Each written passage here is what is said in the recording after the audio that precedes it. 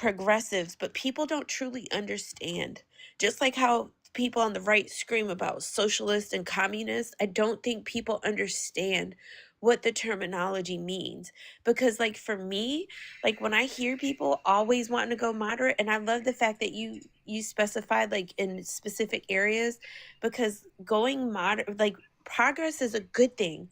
In order for the United States to move forward, that's progress. And I think the whole idea of what that word means and what it looks like for everybody, because when the country progresses, everybody, that gives the opportunity, more opportunity for everybody to progress.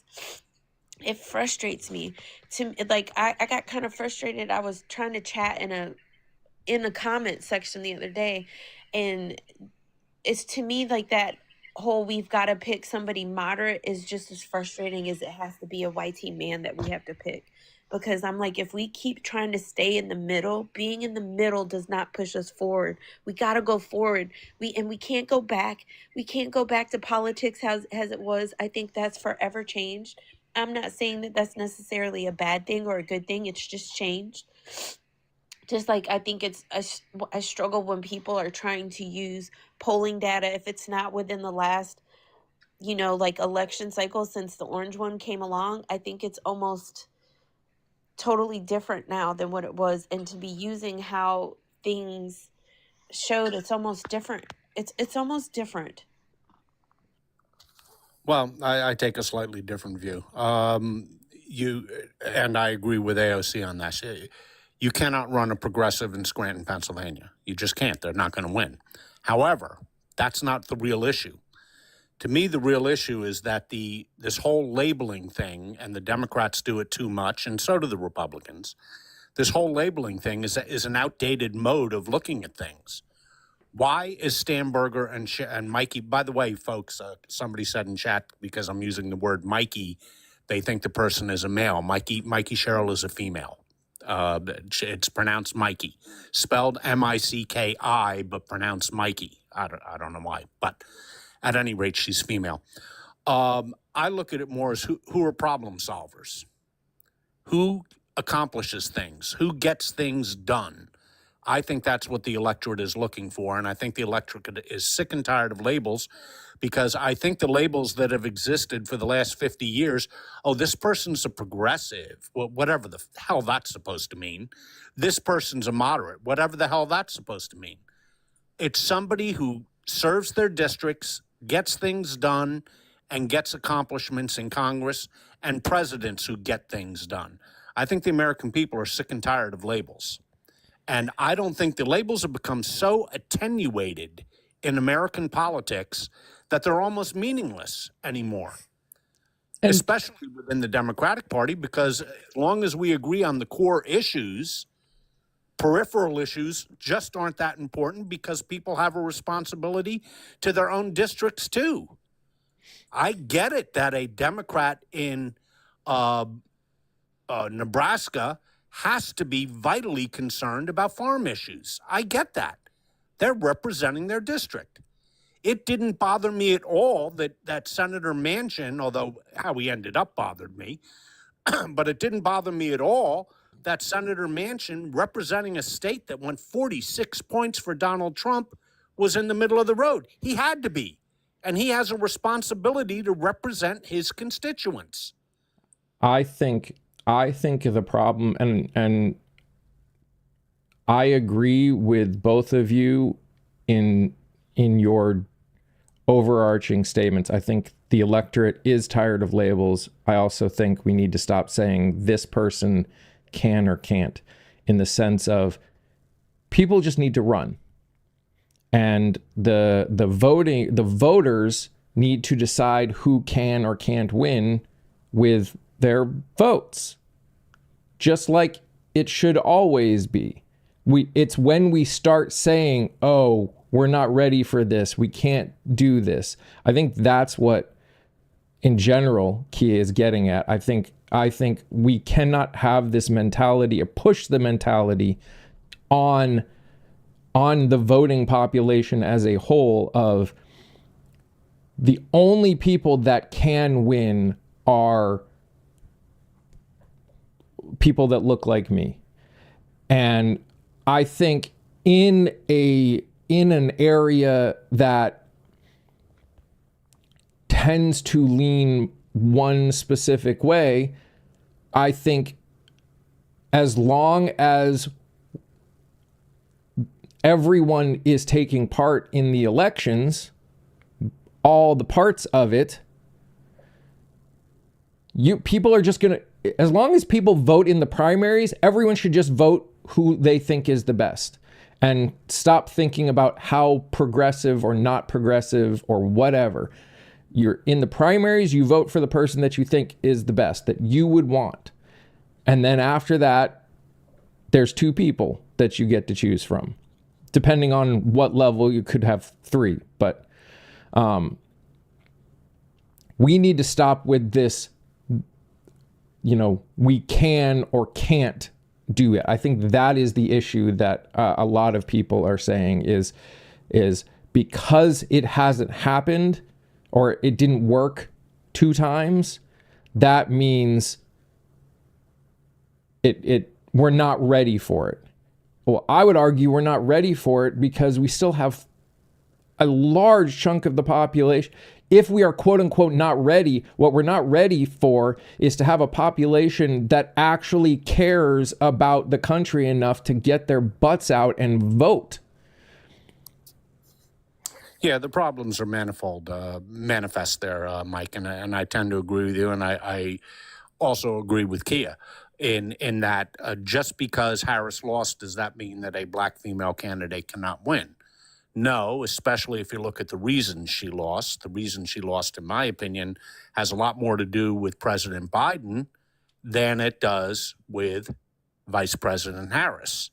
But white people won't vote for a black woman. Well, actually, Harris did better in very few demographics. Obviously, she lost the election. The entire electorate moved 6 points, 4.5 Biden win in 2020, 1.5 Trump win. That's 6 points in 2024. Who did Harris do better than Biden with?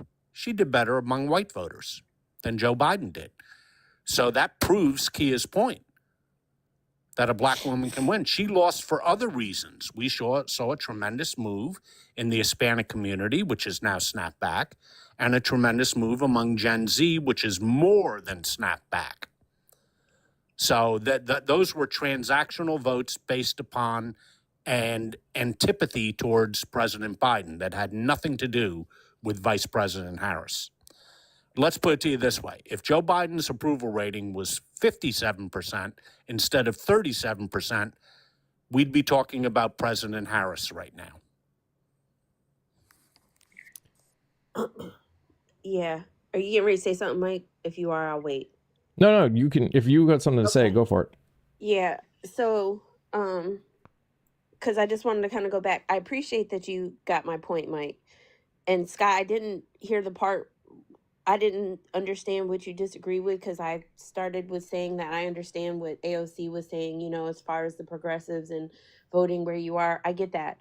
Your issues, if you live in Missouri or Kansas or any of that, is different than the issues that you have in New York City. It's different than, just like with me, where I live is different. I live in a very red rural community. I mean, I live in a town with 3 stoplights, okay? Like, our issues are not the same as what's going on in Raleigh or Charlotte, where Mike is, or out on the coast. It's different. I get that. For me, it's frustrating because, and Mike, you hit the point. I could have gave you a big ass hug right then, because it is, when you hear, it's frustrating. And this is me speaking as a black woman. It's frustrating when I hear YT people say, when you hear all these people saying that it's going to take a YT man to save us, because like I've said 1,000 fucking times, and I'll keep saying it, with the exception of 8 years, the president has always been a YT man, and look where we are. So that is literally proving everybody wrong, that they're going to fix it because they're the ones that keep making these issues. At the end of the day, it is what it is. But it's frustrating because When you keep saying you gotta run to the middle, it is pushing so many people out. People that look like me, people that are brown, people that are Asian, people that are in the trans community or LGBTQIA plus community. We have to stop pushing this whole we need the YT straight man to save us stuff. Like, that is frustrating. I think that's gonna be part of what we need to do. And one of my biggest things about Kamala is, and these other candidates going forward, is this IG stuff. And we're talking about the countries, and I'm not going to say their names.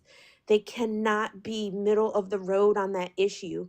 They are not going to win. People are not okay with people sidestepping questions about why is it that we're seeing images of children trying to pick flour out of dirt in the ground. Why are children being unalive while they're trying to eat? This is ridiculous. And that when they don't tell these people to stop that shit, to stop what they're doing over there, that is going to be a big issue. And I think people have to get out of the fact of the countries is we're tired of being co-signing for countries to use our money and our backing to sit there and unalive and G-side the other people because they're brown or they believe different or look different or speak different languages. And Kia, hang on a second, please, Mike. To begin with, I don't know whether you misinterpreted what I said or you didn't hear what I said. I said specifically that I agreed with you, not that I disagreed with you. Oh, at the beginning, I thought you said you disagreed with something. No, I said I agree with Kia. Oh, okay. Because you disagreed. That's and then I pointed out. I was like, why? What did? And then I pointed out specifically that the old trope that white people would never vote for a black woman candidate was disproven by the election results in 2024 because Harris actually had a higher percentage of the white vote than Biden got, who's an old white man, in 2020. So, Daniel. So that proves your point, Kia. So Daniel, there's a lot of people on the left that pray for everyone and everything that happens. The problem is not that it's not the prayer, it's the fact that we want more than just prayer. That is the problem. So stop saying it has. So the problem is when we call for more than just prayer, you guys go, oh, well, there's nothing we can do about it. This is part of life. But now you guys are all like, oh, we need, why are you guys? It's like, we have been calling for massive change to try and, we just don't want only prayer. And, no for prayer. Daniel, you're not listening. They screamed no for prayer because they wanted actual action. That part, yeah. The part that Daniel is right on, though, y'all. Kamala did kind of, she straight out said that. She said that on Rachel Maddow. It's in her book. She did say, out of her own words, I watched the clip, out of her own mouth, she did say her initial choice was Pete, but she did not think that him being gay, with her being a black woman, would be helpful on the ticket. So she did not choose him.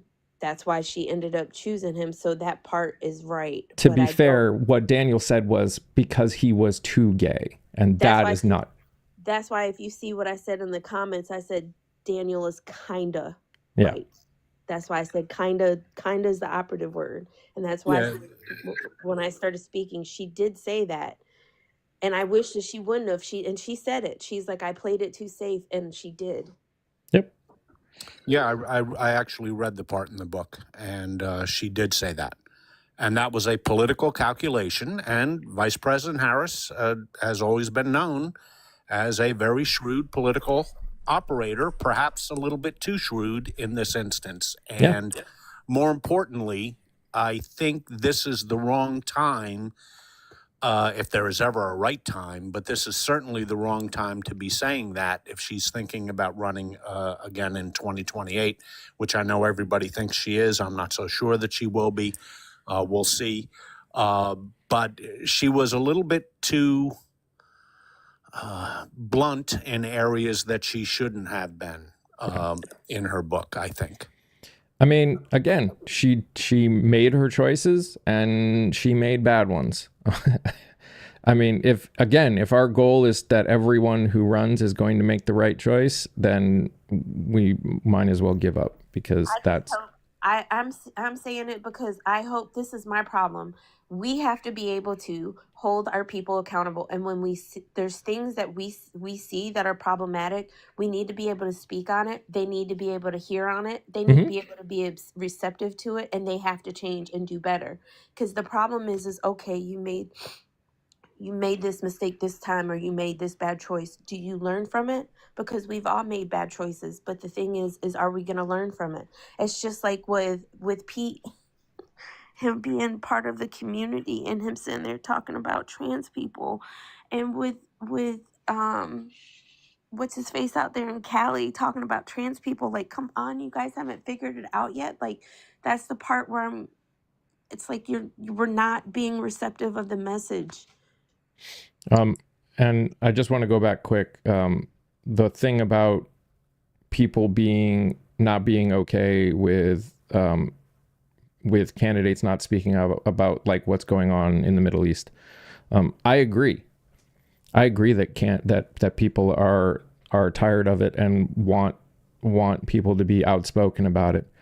The thing that I've said before, and I will continue to say, is if you want, I firmly believe that there are more candidates, or there are more people in Congress that are against what's going on than are willing to say it out loud, because they have been shown that when they do, they have between a 50 and 100% chance of being primaried, because people don't come out and protect with their vote the people that speak up. 4 people spoke out against what was going on, and 2 of them lost their primaries. And if I can circle back to the original question that was asked, AOC is increasingly impressive to me. I don't agree with all of her policy positions, but that's irrelevant for the reasons I've already outlined. We should look at people who are problem solvers. She is definitely a problem solver. And what has impressed me is, from someone who's followed politics very closely for close to 50 years, she is one hell of a smart person. I didn't realize when she first came to Congress just how damn smart she was. And she is she's just a really, really, really savvy politician. And I'm saying that in the best sense of the word. Somebody who understands what motivates people, somebody who understands that if somebody is in a farm district, they have to vote for a farm bill. She's all for it. She'll work with them on it. And there's a reason that AOC is somehow a whipping boy on the right, but there is a reason that people in Congress, including quite a lot of Republicans, get along very well with her personally, because she has proven to be a very savvy politician. Again, using that as in the ultimate sense of the word, as exactly what we would hope to have in a representative. She's a different breed of cat, and I really have come to admire her savvy and her intelligence. C West, it's great that you would vote for AOC. I just want to mention what you said after is the exact problem that we were talking about. Again, regardless of whether moderates would or would not vote for AOC, we don't need to put it out there. If AOC decides to run and you would vote for her, then vote for her in the primaries. And if she gets through, then hopefully moderates will not be weird. I don't know. There's nothing we can control on that. The point is, we say what we say, how we want society to go by using our voices and our vote. If you like AOC, if you like what she stands for, then just say that. We need to lockstep and no, that's what we're talking about. When people come in and say, we won, get over it, this is not about winning or losing. This is about people starting to care. You know, see, West, let's look at it this way. And I think this goes back to what Mike was saying a little bit earlier. Look, I'm a big believer in the axiom, the purpose of elections is to win them. That's my number one line. I use it all the time. I'm a big believer in that. But I'm also a big believer that in the primaries, you take a look at your core values, your issues that you think are red lines, your issues that you think are the most important, and we're all different there. We all have different things that we consider to be the most important issue, and you vote for the candidate come hell or high water, whether forget the general election, in the primary, vote for the candidate you want.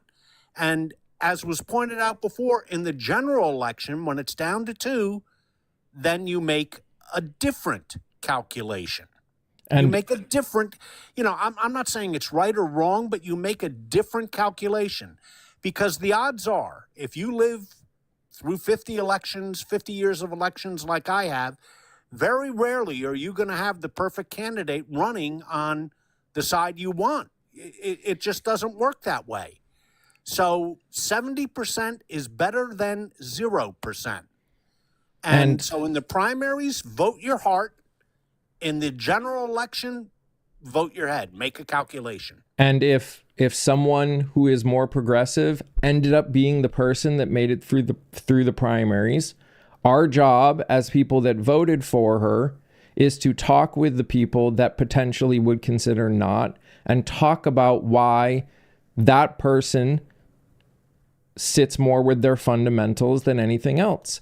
The reason, I firmly believe one of the reasons, there's multiple, one of the reasons that we are where we are is because most people don't vote in the primaries, and most people look at the general election like a primary. So what ends up happening is people don't vote for who they want in the primaries. They only come out to vote in the general election. So they end up going back and forth because there's a lot of people that are just weird and stubborn. So it's like, again, as much as I dislike the current administration, I would be so much more willing to say, obviously, we've got a serious problem in our society, and I am seriously against it. If we had 95, 96, 98% of the people come out and vote that could. If I felt that a majority of the country, a vast majority of the country came out and had their voices heard in the primaries and the general election, I would feel much more comfortable about it. That's the only reason that I don't, is not because I don't think that, I think a lot of our population looks at the general election like a primary. And that's why they complain that they don't like the two choices. Because they don't actually get involved in the situation where they can choose. And let's be fair, when it comes to the largest chance for people to choose, it is the primaries. The primaries of the presidential election are one of the few places where we get 3, 4, 5 choices in the primaries. Lately, especially, you're lucky if you can get 2 choices in the primaries for practically every other position because of the way things have gone. Yeah, S. Madeline, I think your response to C. West was a little bit over the top, and I'll explain why. I'm not attacking you. I just want to explain why. I understand where C. West is coming from. Yeah, I'm somebody who is very much like Mike. I have voted for as many Republicans in my lifetime as I have Democrats, pretty much 50-50. But lately, in the last 10 years, I have voted for Democrats exclusively because I believe that our democracy is under attack. And even if I don't like every position the Democrat has, I know where the Republican Party stands. That's my own view, and that's neither here nor there.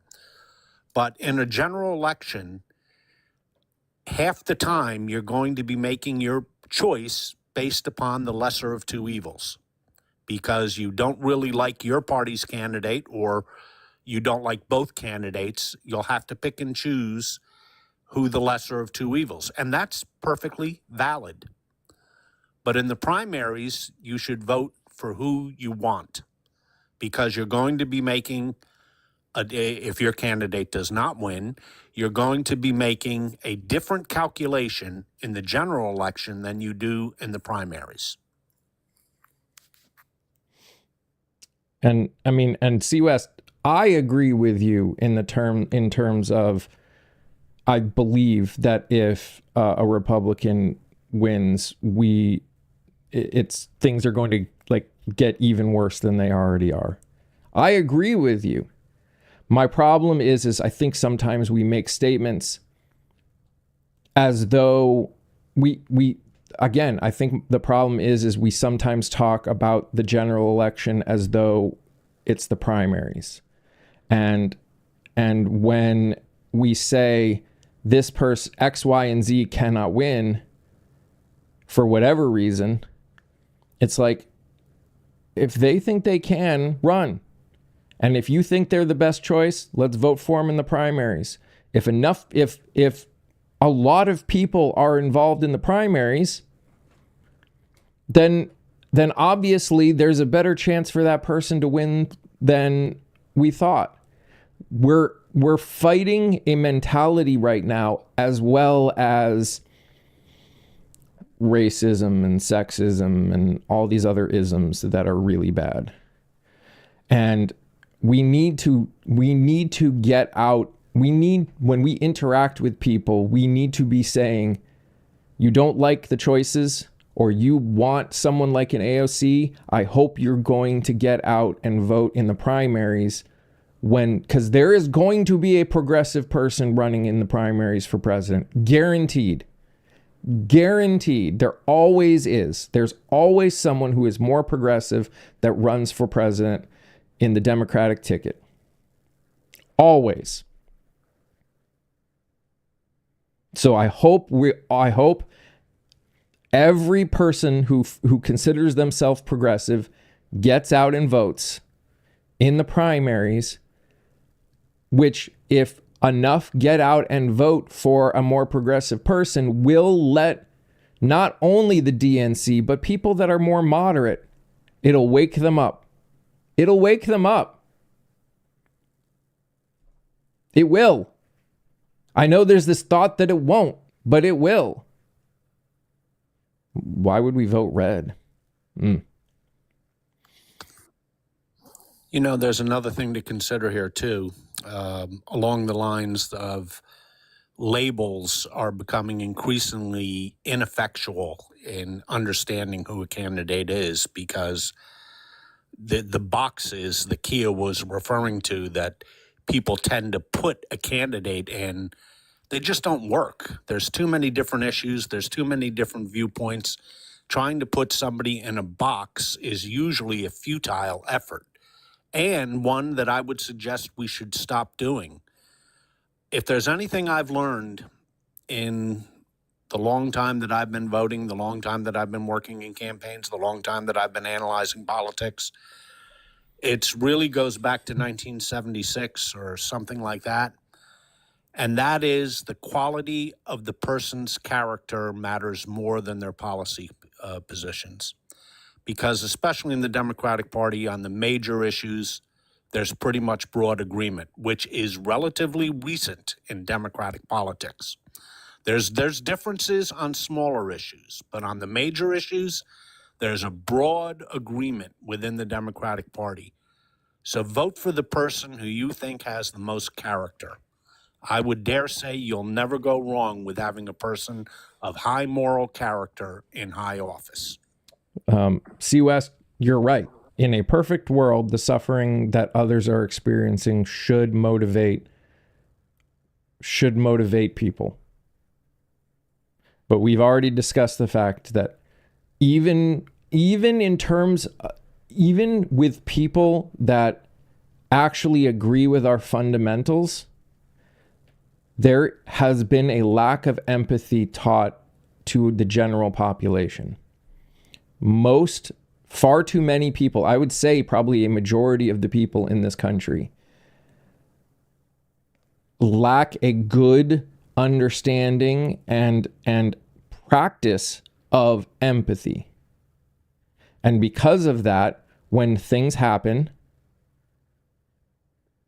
they don't feel it the same way.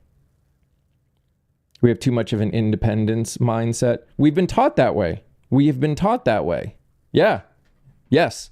Especially, people in that Gen X and Boomer.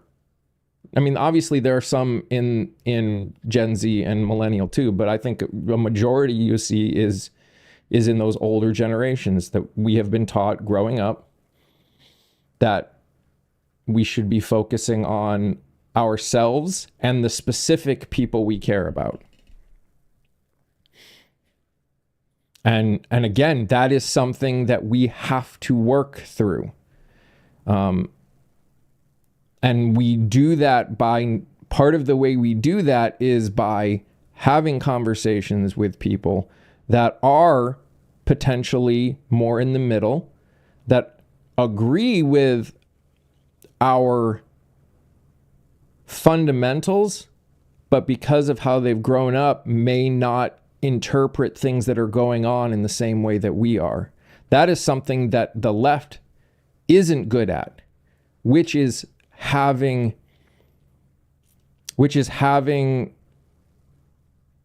empathy for those that actually agree with them on fundamentals but aren't there yet. We're not talking about the far right. We're not talking about the people that don't see people as people. That's different. That's a completely different thing. But we need, none of us just magically knew everything. None of us, I can definitely only speak for me in this.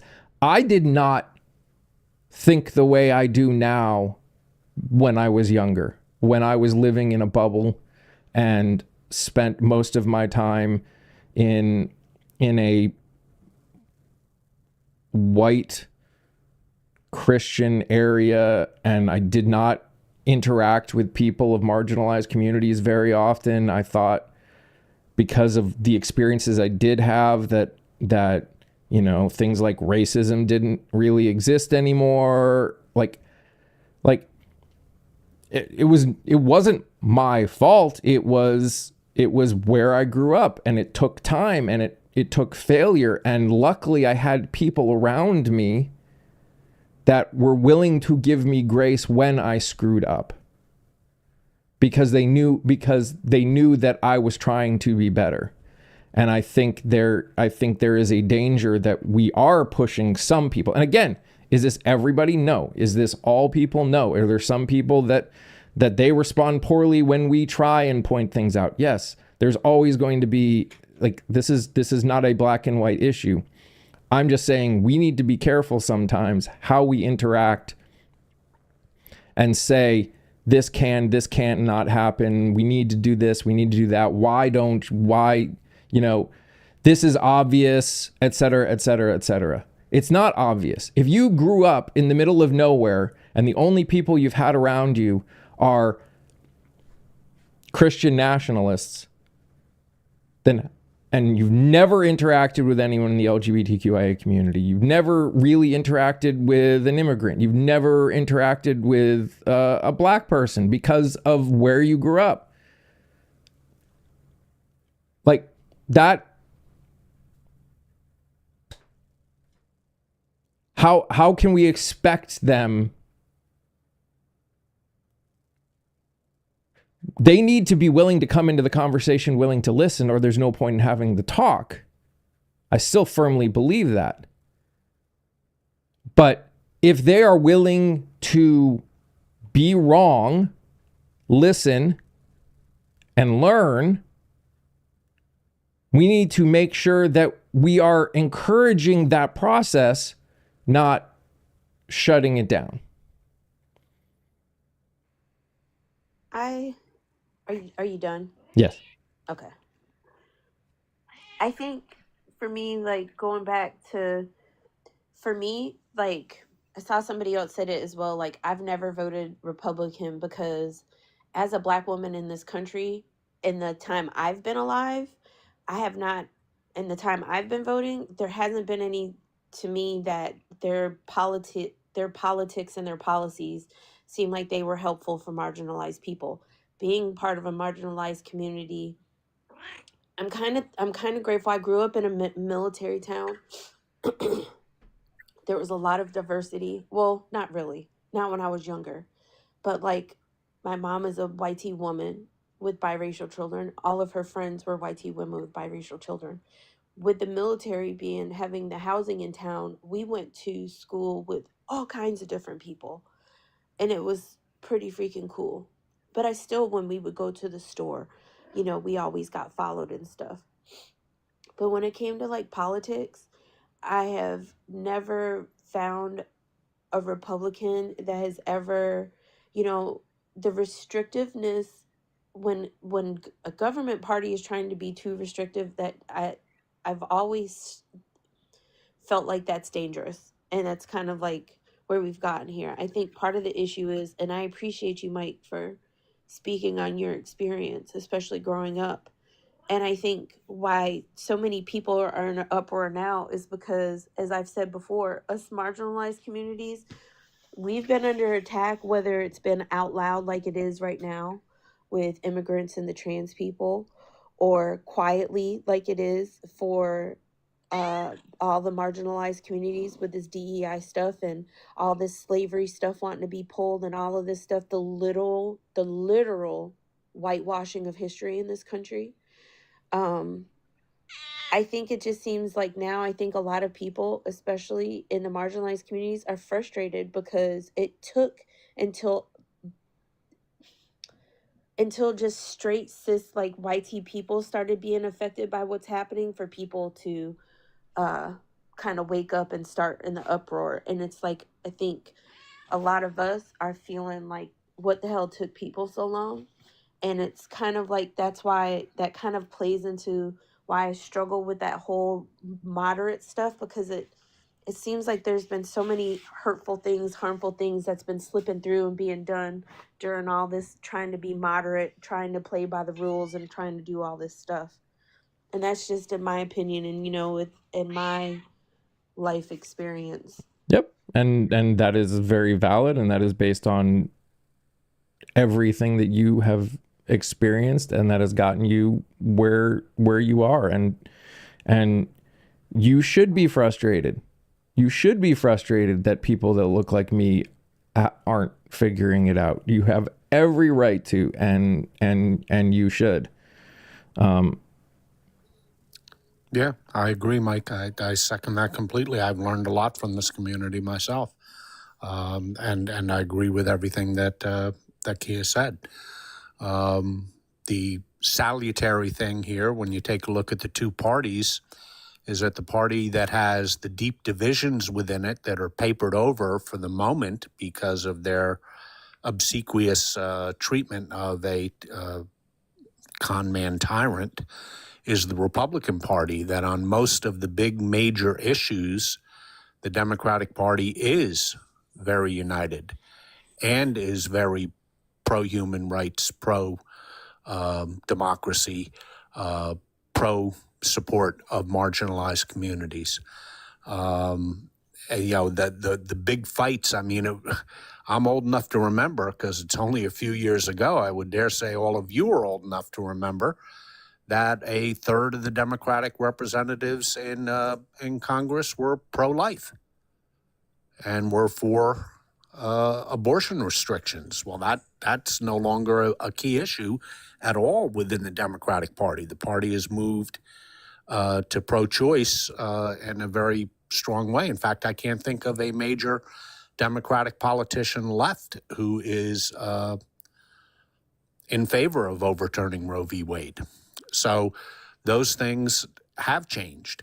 So there's broad agreement within the Democratic Party. The problem that we're going to see as 2028 comes more into focus and Trump becomes a lame duck is a huge tension within the Republican Party between the working class MAGAs and the tech bros, because they do not have the same goals. They do not have the same aspirations.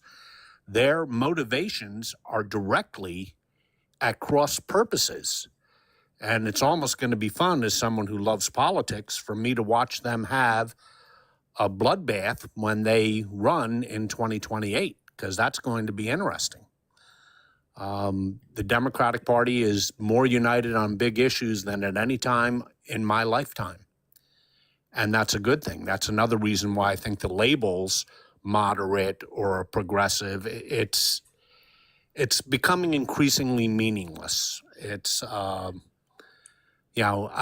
think one of the reasons that you see certain politicians rise to the top is not so much their political ideology, which is usually mislabeled as long as we're talking labels, but rather people who are able to get things done, people who are problem solvers, people who can accomplish things, people who can get roads built, bridges built, governors who can accomplish that. Those are the people who are going to rise to the top, I believe, in the future. I think this whole fixation, and this is done really by the media, this fixation of whether someone is left-wing, right-wing, moderate, is largely becoming increasingly irrelevant. I think we play the blame in that, and I agree. The media helps perpetuate it, but we're the ones now in the information technology age that we're in. Like, they know what gets the clicks, they know what gets the comments, they know what gets the view time, and that's why it's changed. Like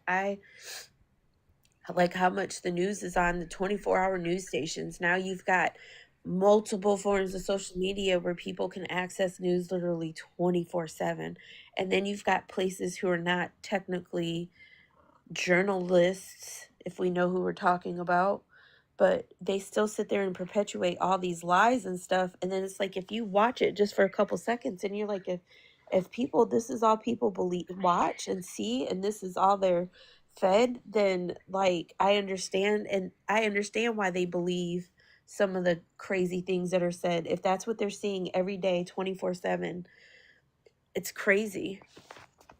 Yeah, I tend to agree with you completely, Kia. And I would love to say it's just a mainstream media problem, but it's not. Part of this putting people, to use your phrase from the beginning of this conversation, putting people in boxes, which is something that I also loathe. Political candidates usually have very diverse views. That's not a thing to be considered bad. That is a thing that is to be considered good. And it's also social media. Social media loves to create little bubbles and for people to reside within those bubbles. And half the time they're passing on misinformation and they are mischaracterizing what candidates stand for. And that's a real problem. And that makes it incumbent upon the citizen, and I hate to use this phrase, but it really fits here, they really do have to do their own research when they're looking into a candidate. and they're going to have to be discerning about the types of information that they're looking at, and they're going to have to do their own little fact checking. And I wish it wasn't that way, but it is, because I think Americans' trust in institutions has dropped to a precipitous degree, more than I would like to see happen. But I think that their trust in the media has dropped, and that is perfectly justifiable, unfortunately. I'm very disappointed in both the mainstream media and even what I guess I would call the alternative media. And social media can be a wonderful tool, but I've seen more disinformation on this particular platform than I would care to see in a lifetime. And it's putting people in boxes. It is misrepresenting their positions. It's flat out lying. It's making up things that never happened and saying they happened. It as much of a source of good as it can be, it is also a source of disinformation. And I don't know what we can do about that. I honestly don't. What we can do is keep doing what we're doing here and teach people to have real conversations again. Because I think that's part of the problem is we've stopped. We have taken this idea that our opinions, all of them, like opinions have become truth to people in the sense of regarding everything, to the point that we are ignoring science, we're ignoring data, we're ignoring, reporting. Like when we could show 100 reports that show that what this person said is false, and they will accept the one thing that says it's true. And how can you have a real conversation when you've got look to God is not a part of this conversation? And again, this is coming from a Christian. God is not part of this conversation. God has to do with me and how I walk, not what science I believe. God does not tell me whether I should believe a scientist. Catwoman, I would say you can't compromise with human rights and racism and bigotry and all. There's certain things you can't compromise on, and unfortunately, that's what people seem to be wearing out on their full chest and saying out loud, and it makes it hard to compromise. Compromise exists. This is part of the reason that we have so much division. There are fundamentals. There's the line in the sand that we all have. Whatever part of the aisle, we all have our line in the sand. The problem is a large group of people have made their line in the sand something vastly different than what a lot of other of us. We've got a group of people that looks at at all marginalized communities as others, as other, and that is not a perspective that I can compromise with. That's not even a perspective that I can allow to exist in that I want in society. And if I don't want it in society, then I cannot have a conversation in a way that makes it seem like that perspective is a valid one. That does not mean I can't interact with them. I just can't have a conversation with them. And again, I understand I'm in a different privileged position. For people that are being othered, they may not be able to sit there and have a conversation about it.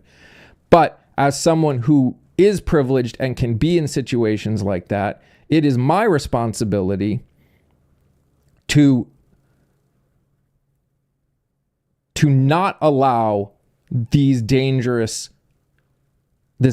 rhetoric to to even be given the option of having value to it, justification to it. That's the biggest reason that I was against Newsom's podcast with Charlie Kirk. It was not that, in the end, it was not that he had a conversation with Charlie Kirk. It's that when he was having this conversation, he did it in such a way that he gave voice to a really bad perspective that should not have a place in society. They keep trying to normalize it. Well, unfortunately, Mr. Newsom is not the only one trying to normalize it. Vice President Harris has, and so has Mayor Pete. Yeah. I'm very disappointed in both of them for what they said on that issue. But they said it, and it is what it is. And getting back to Kat's point, the art of compromise, very good point, Kat, and I tend to agree with you. And I know you feel this way, so I'm stating something that I know you feel. What Kia said is absolutely correct within certain parameters, with the caveat that there are certain things that you cannot compromise on. Your core fundamentals you cannot compromise on and still consider yourself a person of high moral character. And I know you agree with that. I don't think that was the point you were making. You were talking the day-to-day governance of getting people in Congress to work together to do the nation's business. I know what you were getting at, and you're 100% correct. But nobody, at least I hope nobody in this community, believes that you can compromise on things that are core issues of basic human morality and basic human empathy. Yep. And yes, I agree that we, in terms of, in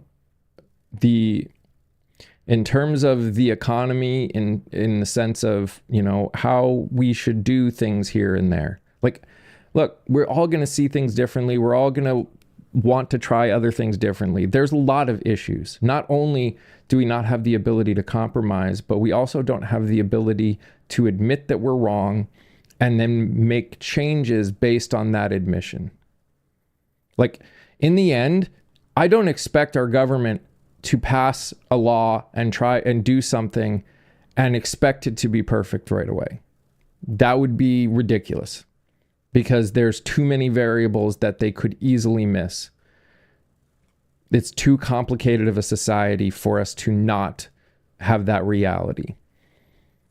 But the problem is they either don't pass anything because they're too afraid of what we, the voters, will basically say, you screwed up, you're done. You're just gone. So what's happened is they don't do anything because that is actually safer in our current system.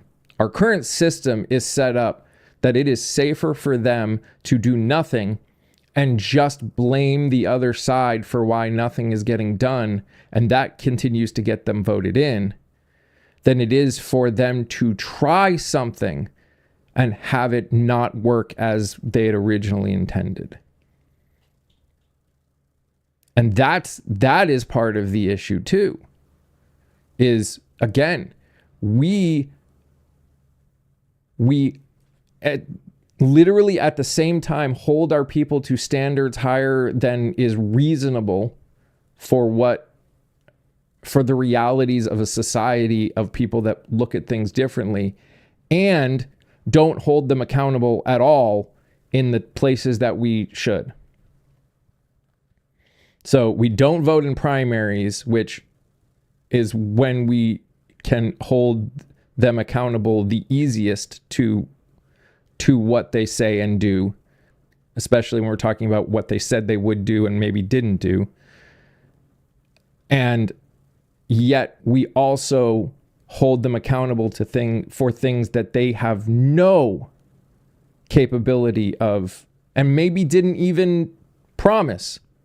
Like, if they promised something and they didn't do it at all, and you can show that, like, they said they were gonna fix this, and they didn't put out a bill. They didn't try and work with anyone. All they did was keep getting on TV complaining.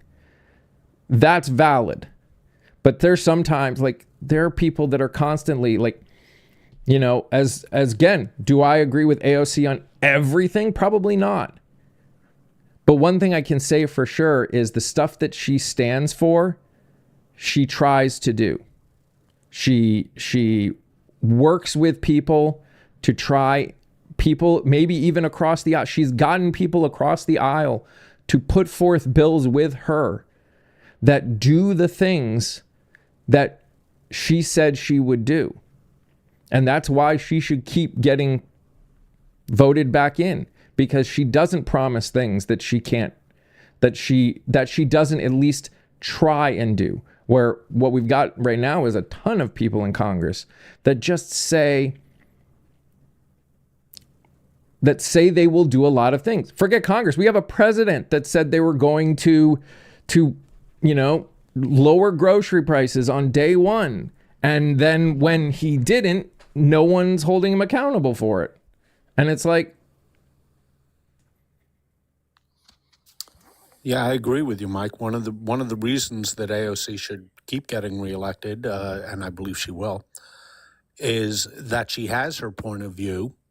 However, she's the ultimate pragmatist too. She will work with anybody to get things done, and that's being noticed more and more and more. She's a very pragmatic person, and that is why she is welcome. Unlike other people in the Democratic Party in swing districts, they don't mind her coming there because they know that she will support a person who can win the election and sometimes takes points of view that are a little bit different than her own point of view. But she understands that, and she works well with others. This gets back to Kat's point. People who are willing to get things done. People who are willing to compromise, people who understand that there are 435 people in the House of Representatives representing people with very diverse points of view. and I think one of the things that we sometimes forget, and I hear what you're saying, C. West, when you say they're cowards, but I would caveat that in, this is what they have been taught is how you stay in office. The reason AOC is pointed out so much and looked at as an outlier is because it is rare in Congress to do what she did and be able to keep winning no matter who they put against her. That is abnormal. And that's, you know, and it's, you know, possibly partially because she's, you know, a New York representative, where New York tends to be far more on the left or left leaning than other areas. Most people have learned who are in office, they have learned that you don't do these things because if you do them, you'll get primaried, or you do things this way because as long as you do it this way, you won't get primaried. Well, you've hit upon a really important point, perhaps the most important point, Mike. The elections for over 94% of members of Congress, which is to say only 6% have to worry about November, the real election is in their primaries. And that is another reason why we should all be voting in primaries. We can take away the power of any extremist group to throw out a good representative because they aren't passing some kind of bizarre purity test. And these, this is especially true on the right because they're terrified. They don't like what Trump is doing. Most members of Congress on the Republican side don't like what Trump is doing, but they're terrified of being primaried by him because they know he can get his cult to show up in a primary if he tells them to do so. And there are a lot of people, Jeff Flake, Sessions, Sanford, to just name three off the top of my head, who got bounced because they ran afoul of Donald Trump. And he uses that power of a 15% turnout in primaries to turn out just his people to throw out somebody who's been doing a good job. How do you get politicians to realize it? By protecting the ones that do what we're asking them to do. Again, four members of Congress spoke out against the government in the Middle East. And AIPAC put primary opponents against them in all four of the cases. And only two of the four made it to made it through their primaries. That's a 50% chance. And when you consider especially the House of Representatives, where they basically are never not running because it's every 2 years that they have to go through an election, that's a lot of work to have a 50% chance of making it through your primary. Money has taken over the marketing side of politics. Money doesn't decide our ability to pay attention to what's going on and more than 15% of the population getting out and actually voting in the primaries. It still comes down to we as a population as a whole do not do the work to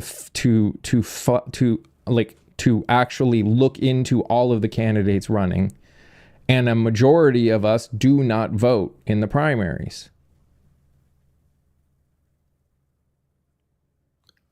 Well, that's the core problem, isn't it, Mike? I mean, it's hard to have a functioning democracy when only 15% of the people show up to vote in a primary election. It makes it difficult. It allows the will of the entire district to be thrown out by people who are just told to go vote against candidate X or candidate Y because of a targeted primary. And that's dangerous in the long term to democracy when you have that few number of people actually exercising their right to vote. You know, and in the end, we've got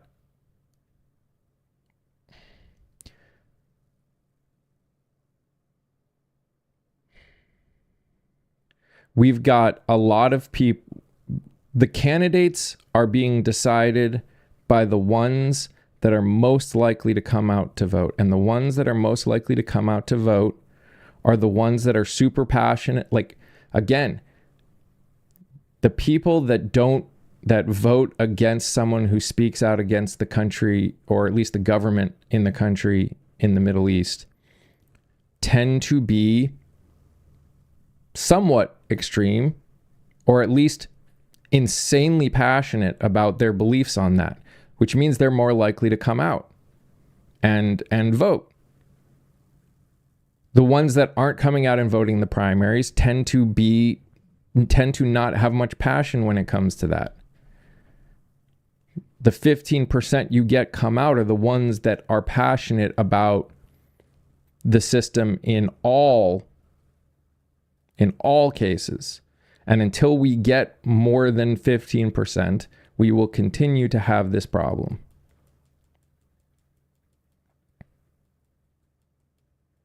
I think it would be helpful if primaries remain to be more of a big deal than just elections.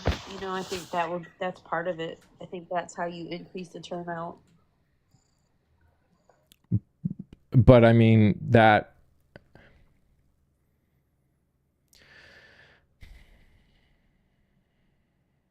I'm sorry, I'm struggling to complete my thoughts. No, it's not that it's not a complete thought. It is a complete thought, and it's a valid thought.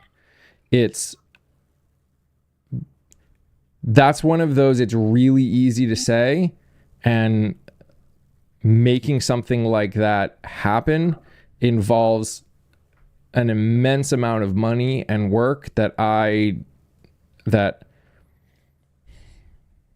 Not necessarily, Mike. Not necessarily, Kia. There are things we can do. There are things we can do that don't cost money. For instance, how many people in chat know when primary day is in their state? Because it's all sorts of different days.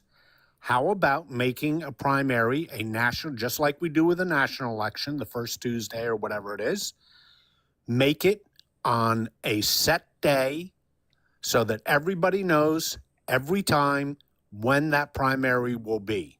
Sure. That is a simple change that can be made that will be planted in people's minds, just like Election Day is planted in people's minds. There is a reason why states vary their primary days, because that is an incumbent protection service. They're both Democrats and Republicans are just as guilty as this. They will do everything they can to protect their own incumbents. So they're going to have vague days of when the primary will be, and it'll change from cycle to cycle. If we had a national primary day, I'm not saying that we would get 50% of the people voting, but you would get a hell of a lot more than 15%. I agree.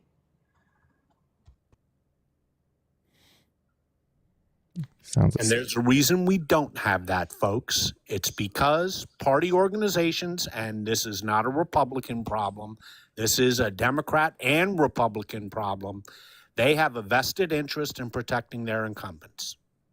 So they don't want them primaried.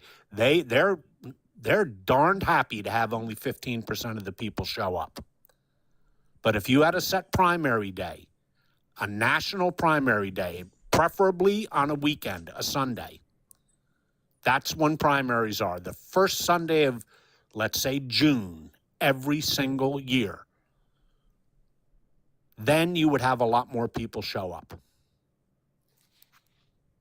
Good morning, friends. Hey.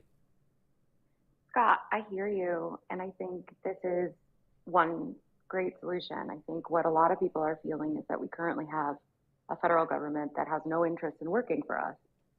So setting something like a national day for primarying is a 10, 15 year from now problem. And I think a lot of people are feeling helpless today. And the way to combat that, fear is to do something. So C. West said something in the chat, which is like they should send out mailers with a calendar of voting days. I think we need to realize that there is no they in this scenario anymore, that we need to be the they. If you feel called to send out mailers, if that's the way that you want to get the message out, look locally. See what it would take to, maybe there are certain filings that you need to make if it's a political mailer. Maybe there's work that you need to do to set yourself up to be able to do something like this. But then you can outsource some labor, right? Is there someone in your community who is a graphic designer who can make these mailers for you? Is there a printer that works locally that you can print from? But I don't think that there's a they that's coming to save us this time. And I think we need to start doing these things, whether or not the federal government is going to support us. And I think the other problem that we have is, while businesses will allow for general election voting and supporting being late and other things that potentially happen because voting is considered a right,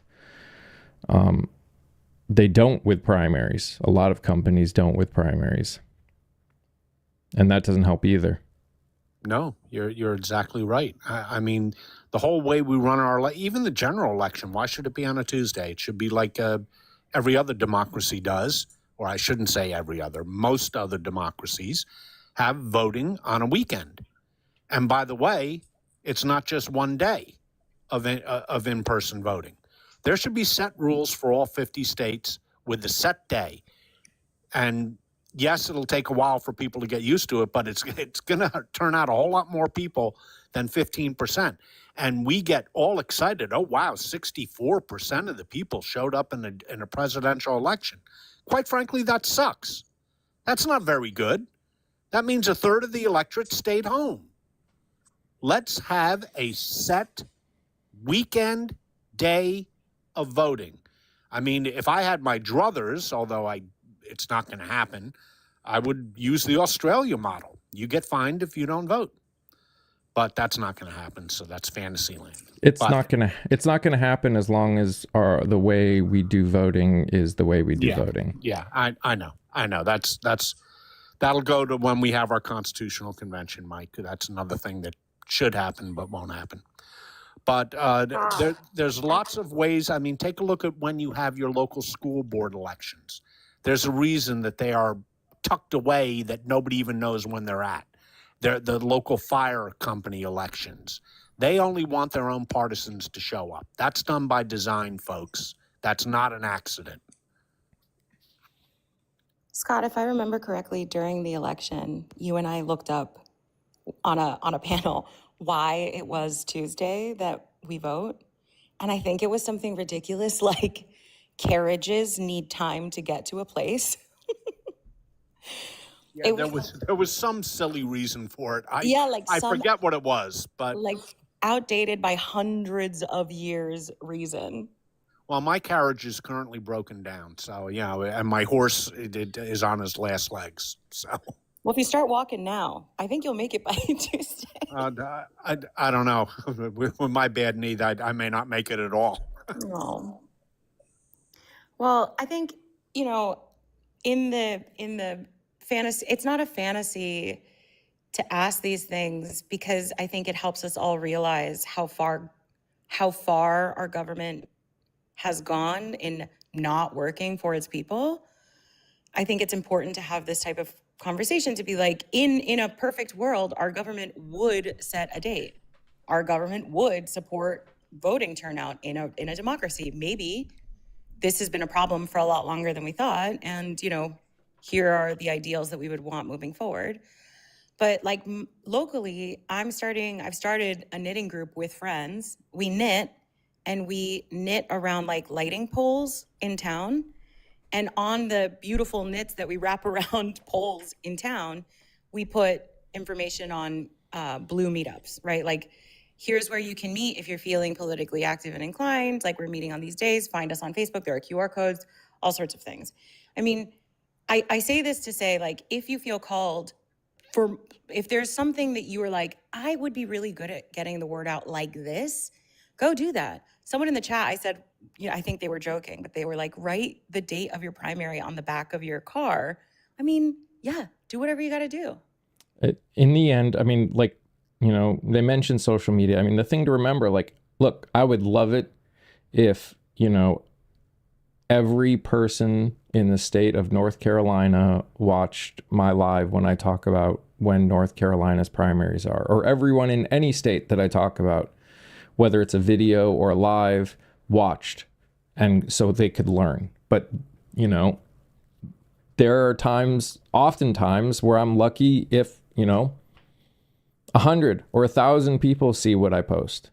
And again, that's not going to stop me from doing it. It just, what it means is not only do we have things like algorithms that limit what some people see. There are lots of people that don't like to watch lives. There are lots of people that don't watch stuff on social media.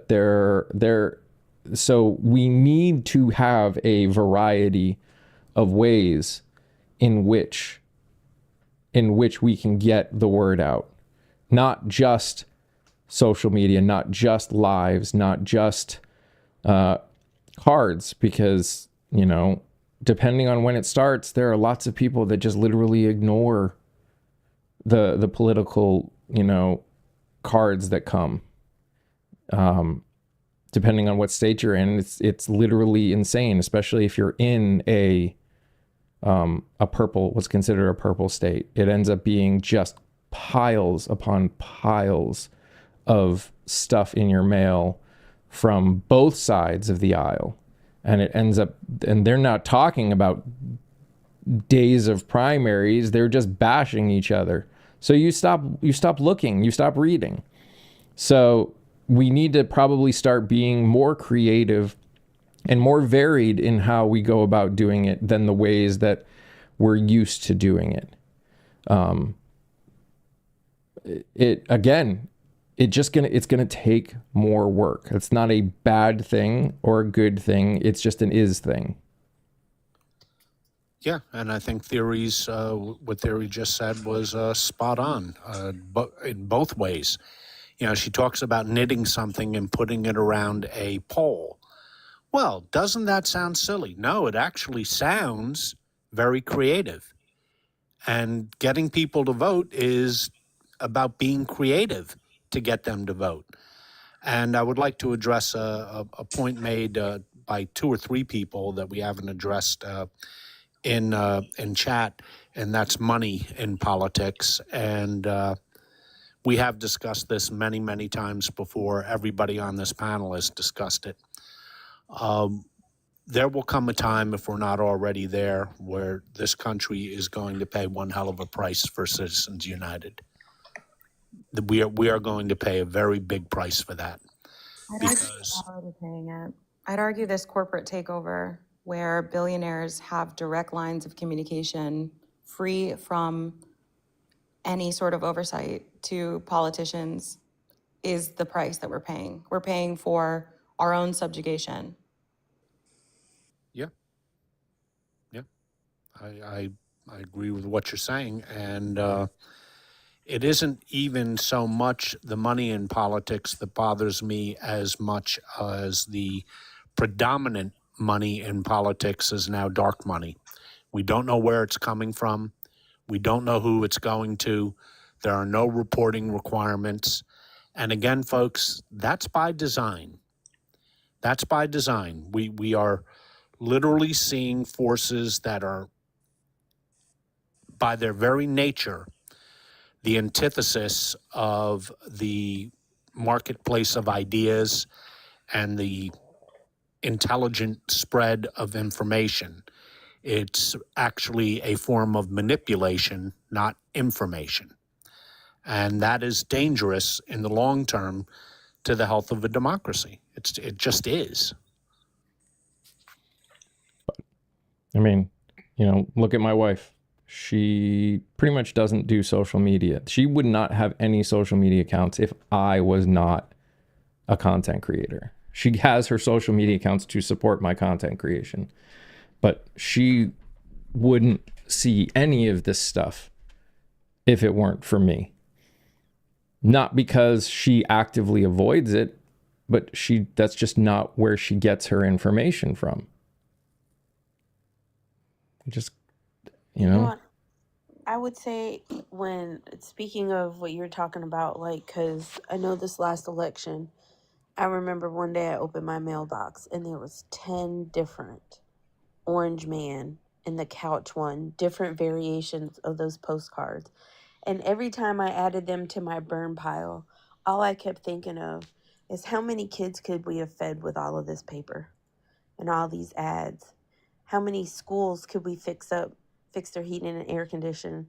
How many students can we make sure have access to internet and healthcare and to food at home, not just at school? It's just, the amount of waste of money in politics is absolutely disgusting. But we don't have enough money to feed all the kids is bullshit. Yeah, that's true, Kia. By the way, your microphone thing is not working right again. So if people speak when you're about to speak, you're like on semi-permanent mute there. Your microphone thing. Are you aware of that? Mine's lighting up for me, so no, thank you for letting me know. Yeah. You're just the microphone with a slash through it is, even when you're speaking, is always on. So if somebody speaks when you were about to jump in, that's why. What bothers me even worse than the 10 pieces of mail that you're referring to from Mr. Trump or from any candidate, frankly, what bothers me more than that is we don't know who's paying for it. That's what bothers me. I'm bothered by not knowing who is paying for something that's being mailed to me. I'm bothered by not knowing who is putting up a commercial And I'm bothered especially by people who are running get out the vote drives, who we don't know who they are, who is funding them, and what their true motivations are. That bothers me a lot.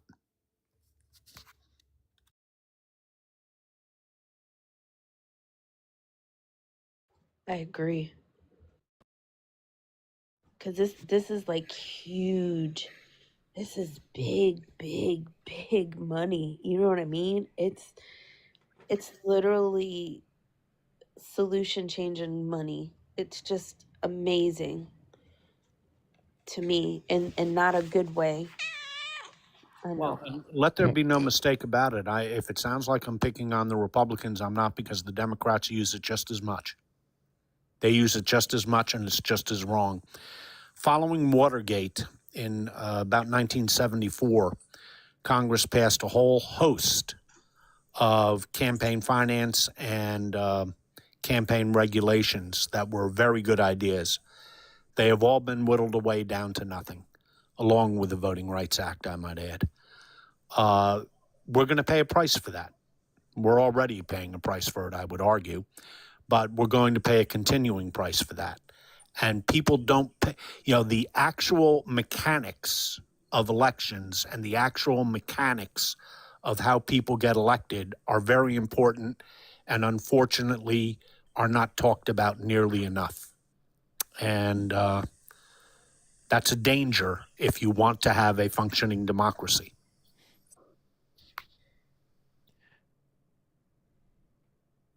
I mean, our CWS,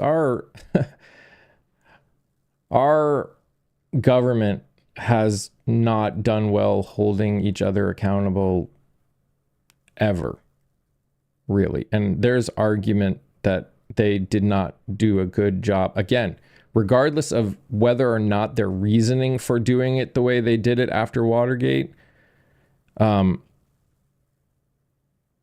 they always do things to in a way that they think not only protects them, but protects how, this decorum-ish type of thing that we're always hearing about. And, they gave Nixon the ability to step down so they didn't even have to go through the process of having him removed. That was a deal they made. And they made the deal because they felt it would have made the government look weak if they removed a president. But they didn't think about how that kind of stuff would end up getting us to the point where we're at long term.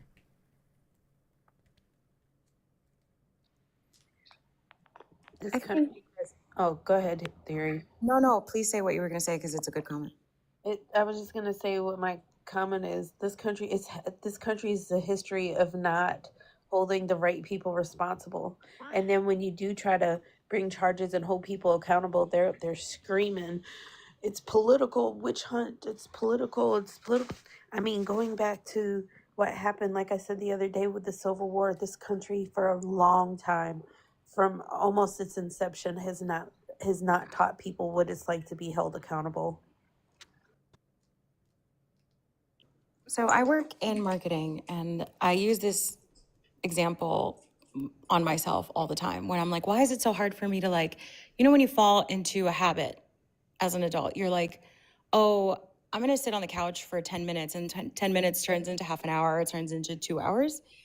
It's hard to get out of something that's already in motion in a way. And in marketing, it happens all the time, where you become a firm or a corporation or whatever that only markets in reactivity, right? So like we're never setting trends, we're only responding to trends. And you fall into this habit, and it becomes almost impossible to take a breath unless you're not advertising for like a season and trend forecasting and doing all this stuff, to not respond in that way. But it is like an active effort. Companies take a year to plan this stuff before they even do it. Now imagine that times 100,000 or 200 or like 1,000,000. That would be what it would be like for our current government structure. Our government has gotten used to governing in reactivity. It is never about governing proactively. It's never about how can we make everything better for people now. It's always like, okay, prove to me that it's bad, and then I'll think about how to make it a little less bad.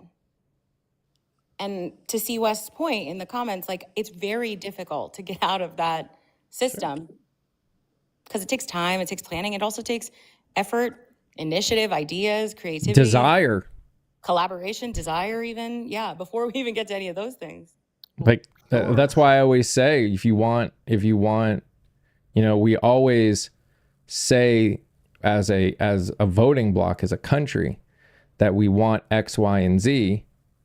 And my statement is always, how badly do you want it? Do you want it enough that when someone is running in the primaries against someone else, are you willing to get out there and vote for that person in the primaries? Because if you don't get people past the primaries, then there's no chance that they're going to be able to be in the government to actually enact any of the change we're talking about. Yeah, it's part of it is institutional. It's very hard for a government which is so large to move quickly. Government is a lot like an aircraft carrier. It doesn't turn on a dime. It turns very slowly. I'll give you a prime example. We all remember from our history, World War II, the magnificent job that the United States did. What people forget about World War II is that we were woefully unprepared when it came to us on December 7th, 1941. We hadn't built up our military. We hadn't built up our army. We were starting to, with the coming of war to Europe in September of 1939, but we were nowhere near ready.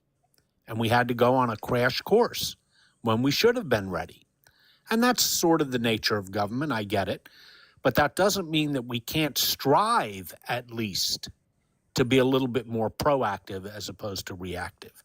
Are you ever going to get a proactive government per se? No, of course not. But you can become more proactive and less reactive. You can strive for that, even given the massive size of government and the fact that you have so many constituencies of the American public that you have to serve, which, it's part of our governing design, is that things are not supposed to move that quickly. That's why we have separation of powers. That's why we have federalism, where so many of the rights are left by the 10th Amendment to the states. It's supposed to move slowly, but that doesn't mean you can't be proactive when necessary. And that comes down to the voters demanding that. And as Mike has pointed out many times in this live and many times before, that becomes very hard when you have a voter turnout of 15% in a primary. That becomes very hard. In our system of government, primaries have become every bit as important as general elections, maybe more so, considering the fact that most districts in Congress are one-party districts, and it doesn't really matter who the other party nominates because one party's always going to win that district. So the primary then becomes the real election. But the American people just don't seem to realize that. So, Rob, saying it will never happen ignores literally the entire history of the world. How many people trusted Germany or the German government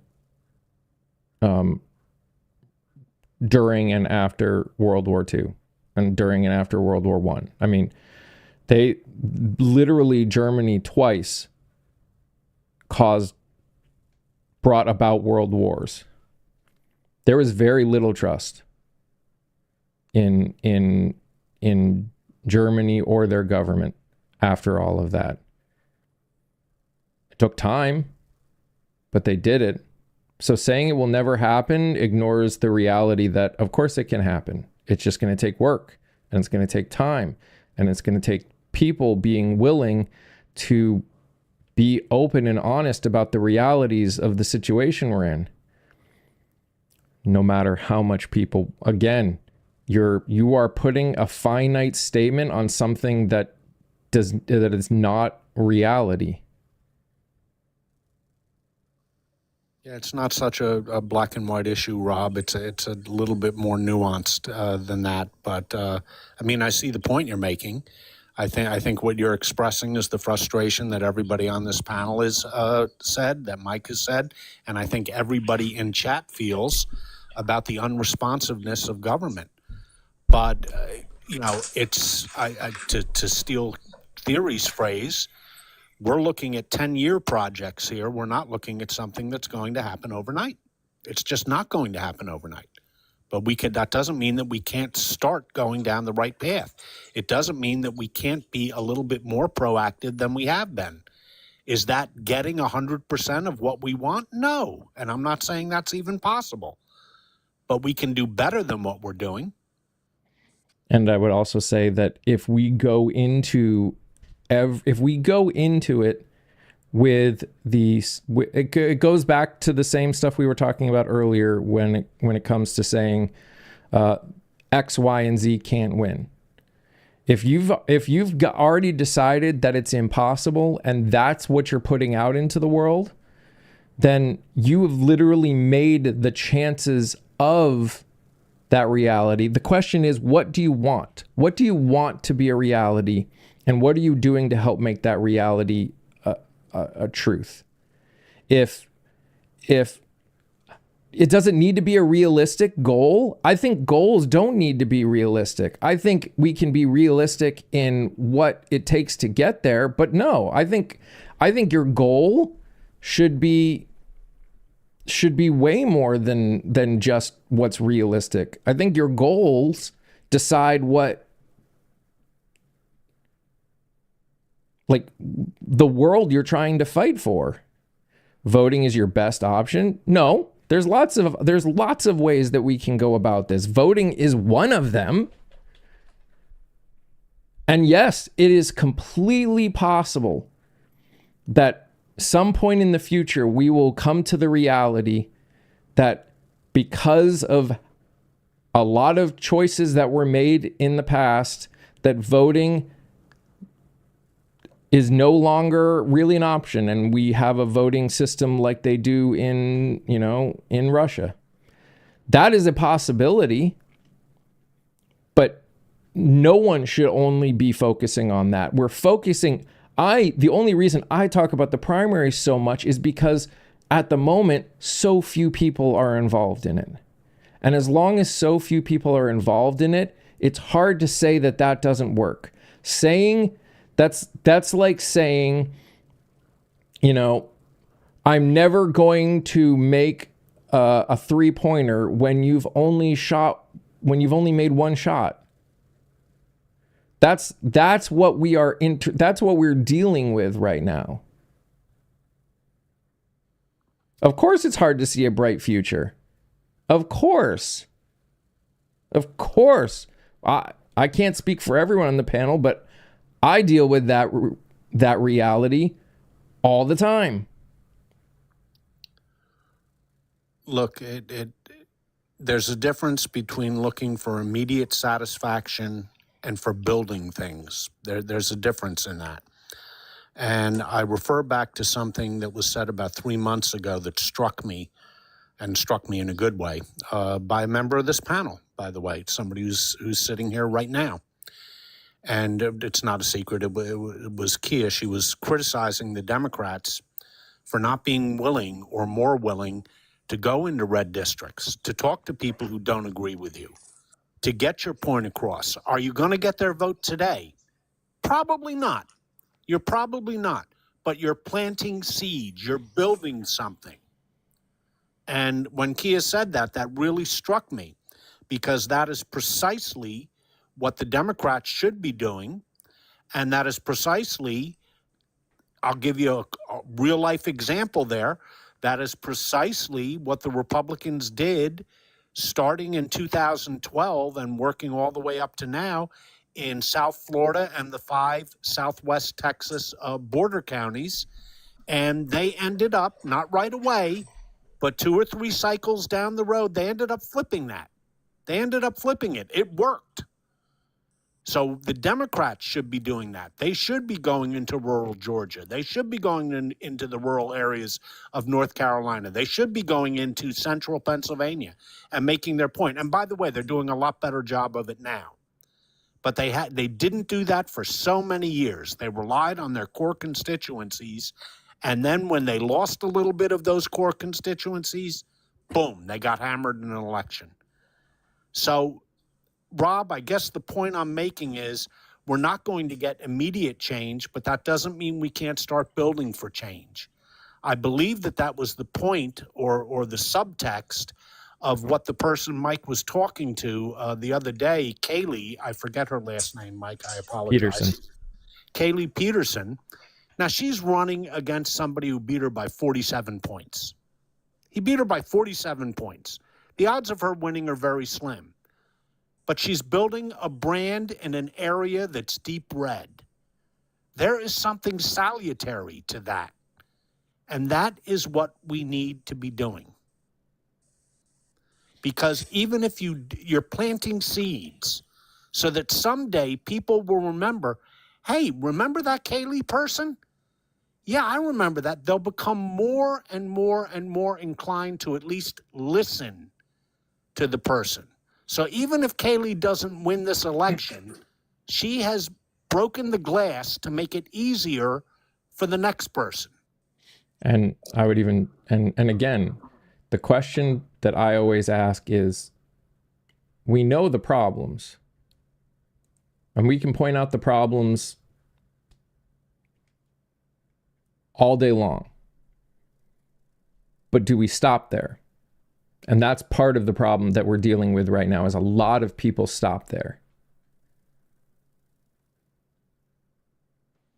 There is a book that is by a genius. I think she's a doctor of sociology at the at Princeton University.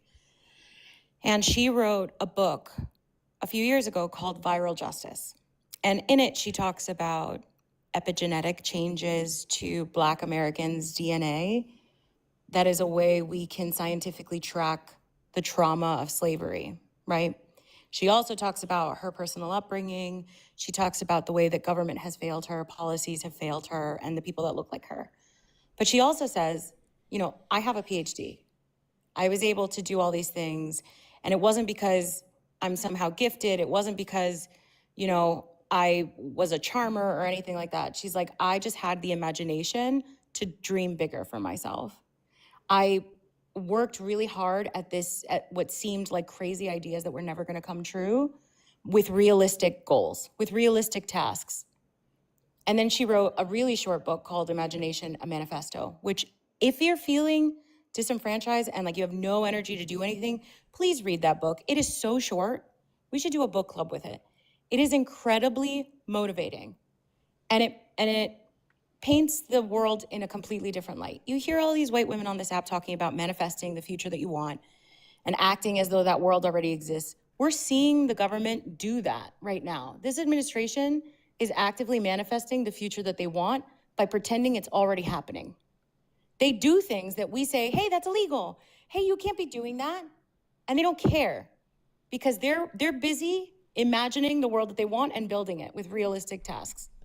So the best that we can do is have these bold, crazy ideas that feel like they're way off in the distance, because at least it helps us understand this world that we're trying to build.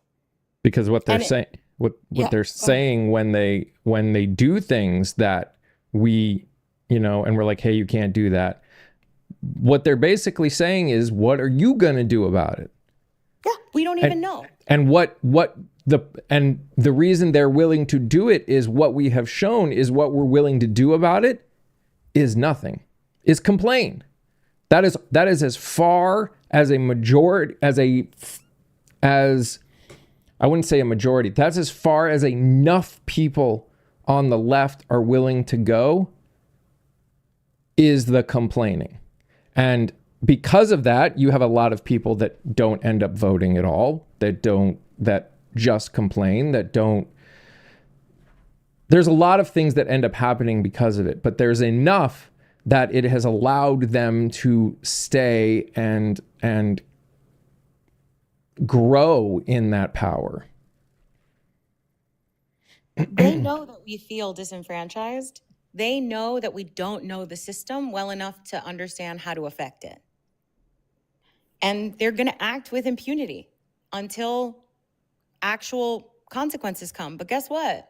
It is a really slow moving train of consequences. A very slow moving train.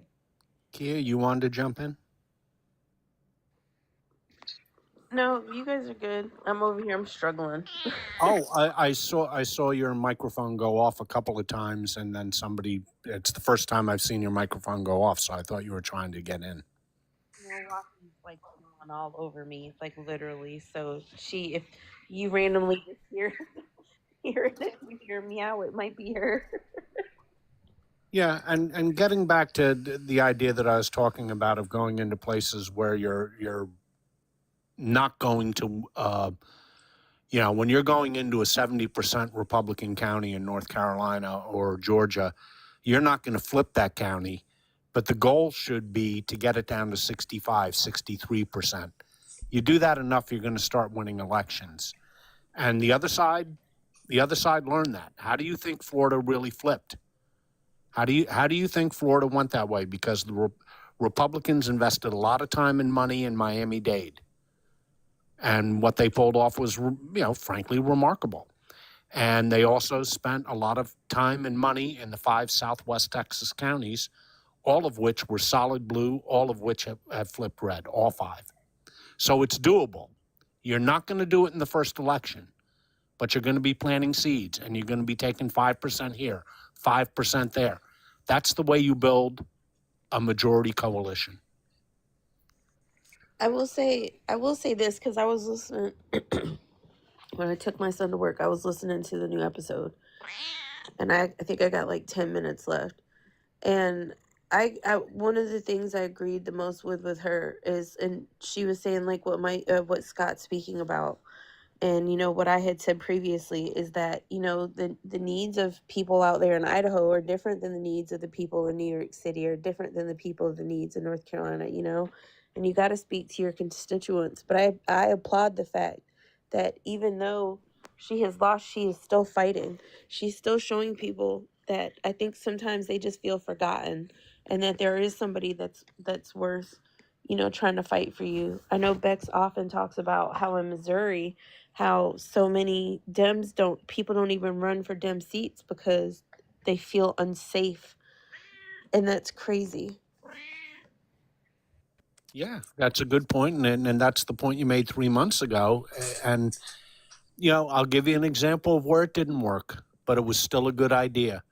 Harris in North Carolina in the 2024 election spent a lot of time, money, resources, and her own time. The candidate herself went into deep red districts that she knew she wasn't going to win to try and peel some votes off. Now, this time it didn't work, but the main thing is to keep doing that, because Yeah, because the orange one, like the town where my church was in, there's like a venue, and the orange one went there quite a few times. And I mean, that's the kind of people that I live around that went there. You know what I mean? Not all of them, but a lot of them. That's the kind of country area that I live in. And I mean, and it was a big deal. And that's the thing. Regardless of what they figured it out, like, even though they really truly don't give a crap about them, they figured out the way to make them think and feel like they do. Yep. And again, I just want to point this out. Rob, I mean, I can't speak for everyone else. I'm not worrying about the presidential campaign right now. In the sense of, if you said a name, I could say, I could see voting for her or him. That's as far as at this moment that I'm willing to go. I'm focusing more on the midterm elections, there will be people that I never even considered running for president that I couldn't even consider, that maybe, you know, if you said the name, I'd be like, oh yeah, they'd be great. Or I've just never heard of them at all. So, you know, we're talking 3 years from now, and a lot can happen in 3 years. There's, let's be fair, based on what we are seeing and hearing, regardless of whether I think it will happen, there's a possibility that the current person in charge, just old age will catch up to him. There's a possibility of that. There's a possibility that there was a possibility of that with the last president. And that would have changed probably everything. At least potentially could have. So in terms of who, you know, I don't know. There's a lot of people that, you know, I would be okay voting for in the primaries. But that's to think that there aren't people that may look at better, that I just have no idea who they are. Rob, as a practical matter, you'll get your wish, but your wish won't come true where everybody focuses on 2028 until after 2026 is over. I might remind you, Rob, that it's a little bit premature to be focusing too much on 2028 now, although it's fun to do, and I love doing it myself. It's a fun thing to do. We all get a kick out of it. But in every single president in this century, every single one was not even thought of as being a president 3.5 years before the election. So that shows how things change. And nobody was thinking George W. Bush was going to be president of the United States 3.5 years before the election of 2000. Nobody even heard of Barack Obama 3.5 years before the election. Donald Trump was a laughing stock 3.5 years before the election of 2016. Joe Biden was retired 3.5 years before the election of 2020. So no president in this century was a front runner 3.5 years before the election. People come out of the woodwork. Now, maybe it'll be some of the names that we all talk about.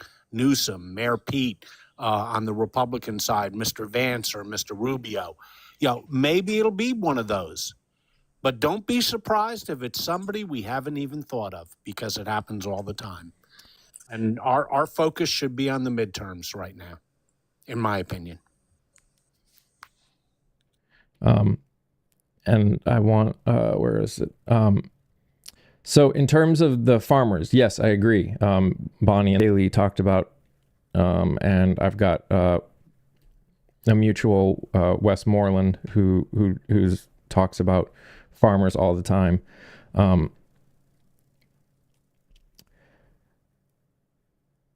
We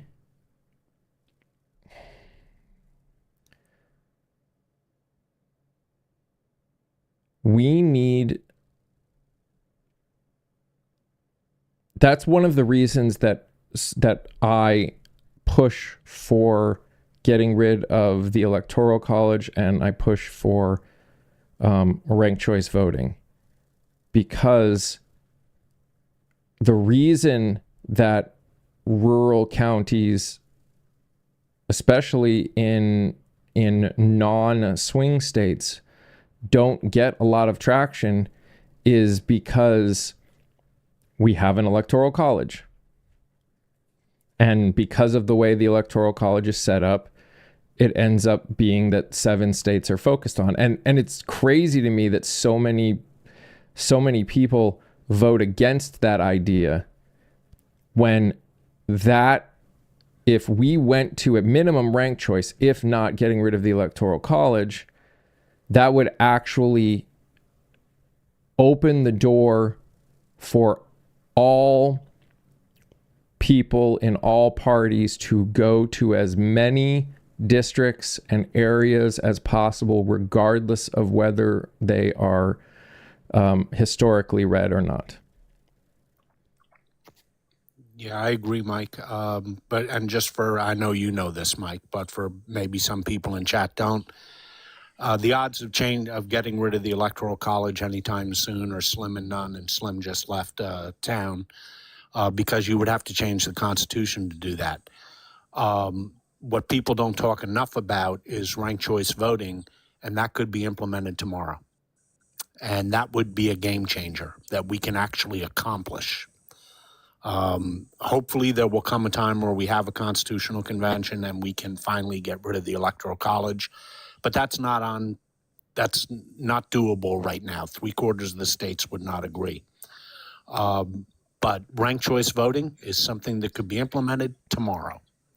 And that is something that people should familiarize themselves with and push for, because that would be a game changer. And I tend to think, I have no proof of this, but I tend to think we talk about getting voter engagement up. If you had ranked choice voting, you would have a lot more excitement added to elections, and you would get a lot more people voting. And that's sort of what our goal here is, to get more people to participate in their own democracy.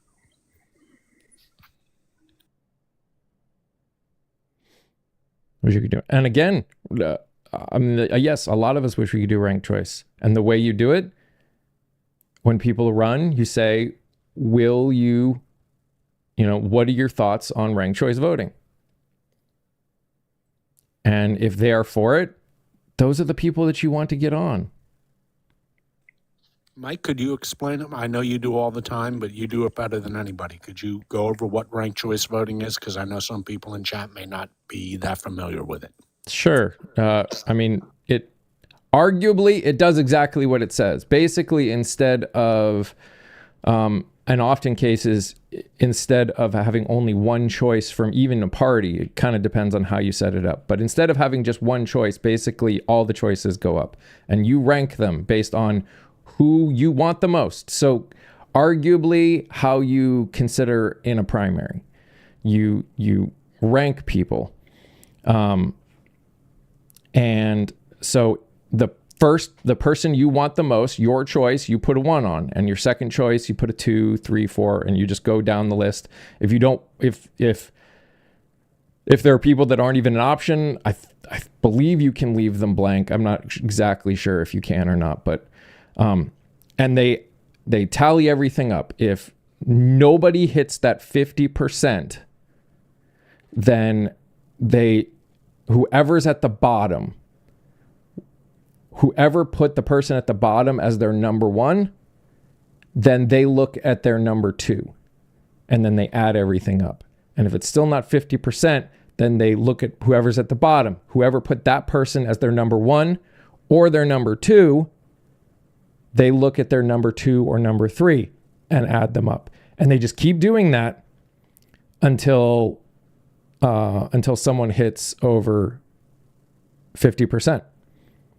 So what it does is it opens the door for third-party candidates.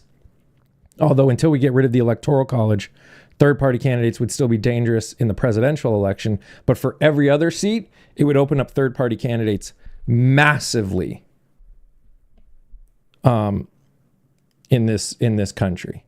So, and by the way, Kiva, I am literally talking to Kaylee right now, and I sent her what you wrote in Discord, and she was extremely appreciative about what you said about your thoughts watching it. And she said she may be willing to join a live later today. We'll have to figure out what that looks like. So you guys might be able to ask her the questions that we're all talking about her with.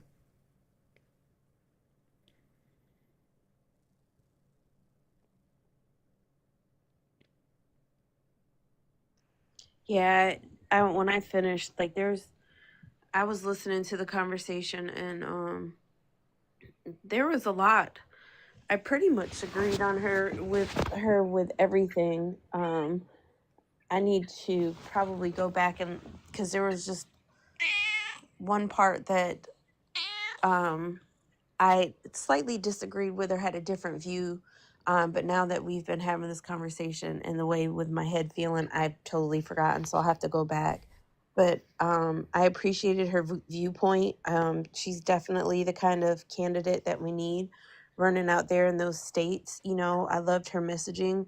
And I hope for the rest of the people in this country that they find people who are willing and able to run on the Dem side for the Dem ticket, and that it helps them win something.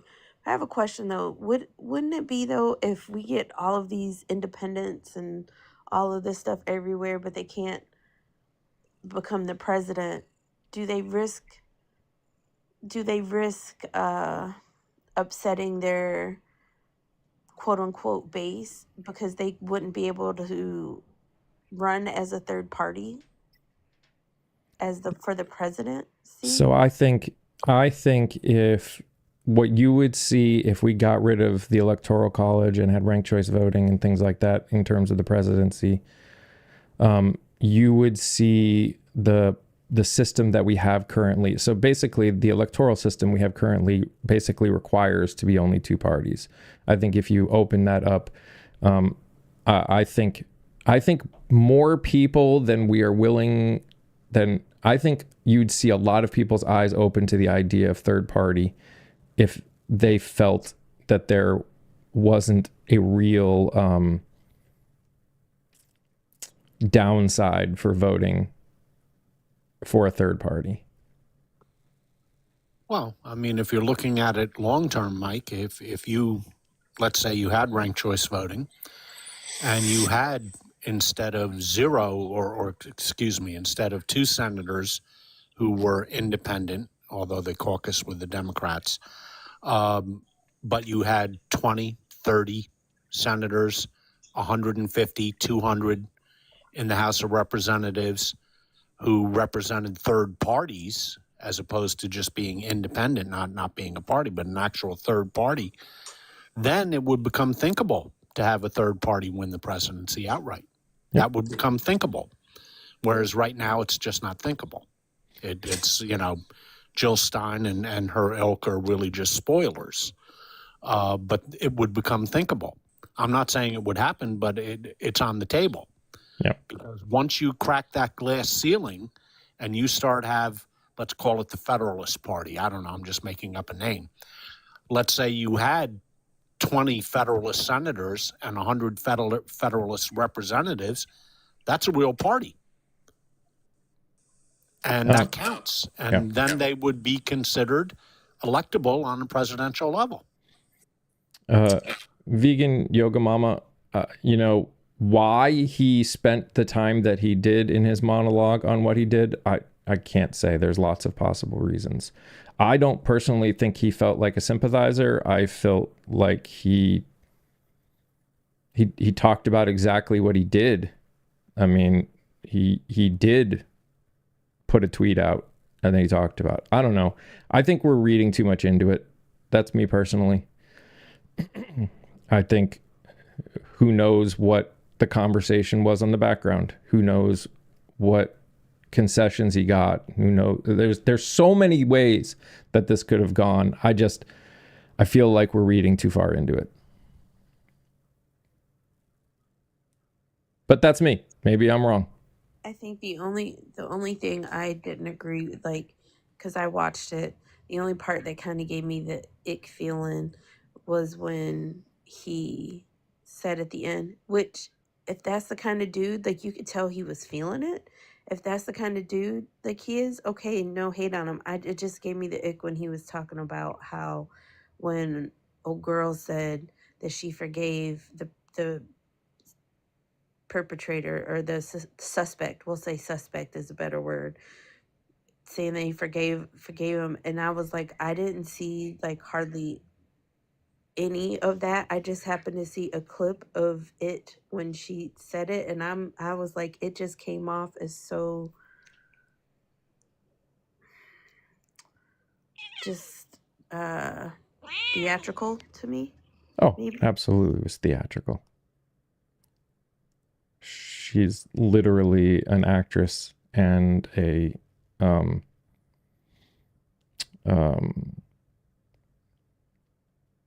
like a Miss America kind of a person. Like that's yeah, pageant queen. That's it.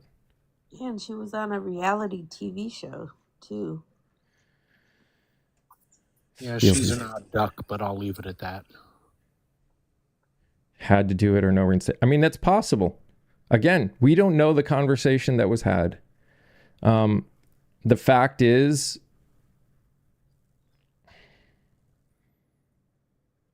I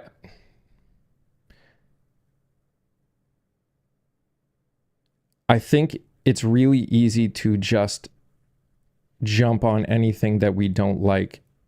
I think we need to be happy about the fact that regardless of whether he said exactly what we wanted him to say, the American people showed that our wallets have a lot more power than we often realize. Because if you don't think that he got put back knowing that there are affiliate stations that aren't putting him on because people got rid of their Disney Plus, got rid of their vacations, all of that stuff. That's what we need to take from this. He's playing a game to pay his bills. Again, regardless of whether he needs the money, he's still playing a game. And I just think I don't, and the thing is I think there too, we can speak on the parts that if you're just giving an opinion, because like that was my opinion, how it made me feel, it gave me the ick. sure, Totally agree, but for me, the message I got from him was not like that. He came out swinging, and he was basically saying the same things. He called a boy out by name several times, and he came out, and I was cheering for him. Like I don't of the late night guys, like if I did used to watch it, which I usually do not, he was not who I watched. It was all the whole principle of what happened. That's why I made sure I turned it on, and I left it on until it went off last night. But I think for sure, I appreciate the fact that he's not just laying down, that I appreciate the fact that he still came out and he spoke his truth. And that's the main thing, because if they threaten and we kowtow and then we get silent, that's how they win. And that's how they take over everything even more than they do now. We can't let that happen. Yeah, I'd heard the number that Disney got cost about $3 billion. So that is why Disney did what they would do. And I have a feeling that Sinclair will be not too far behind. Their little boycott of Kimmel is going to end relatively soon, probably by the end of the week. But we'll see. We'll see if I'm right. That's just my guess, just one person's guess. But I don't know if that $3 billion figure is accurate, not accurate, but that's the number that I heard, repeated a few times. So that's money talks. and yes, if it has been shown in multiple other places that if we could get enough people to stop buying things would start changing, to stop putting our money in places. And again, that's not to say that there aren't some people in some places that don't have the ability to not, like, you still got to eat. And if the only place you have to shop at is a Target, telling someone to not shop at Target is kind of ridiculous.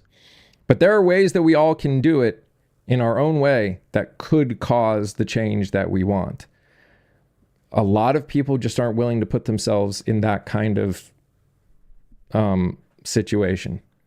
And until we get enough people willing to, I mean, I was watching a video where, like, again, I didn't verify it, but everything seemed accurate from what I saw, that like Italy practically shut down because they were up in arms about something.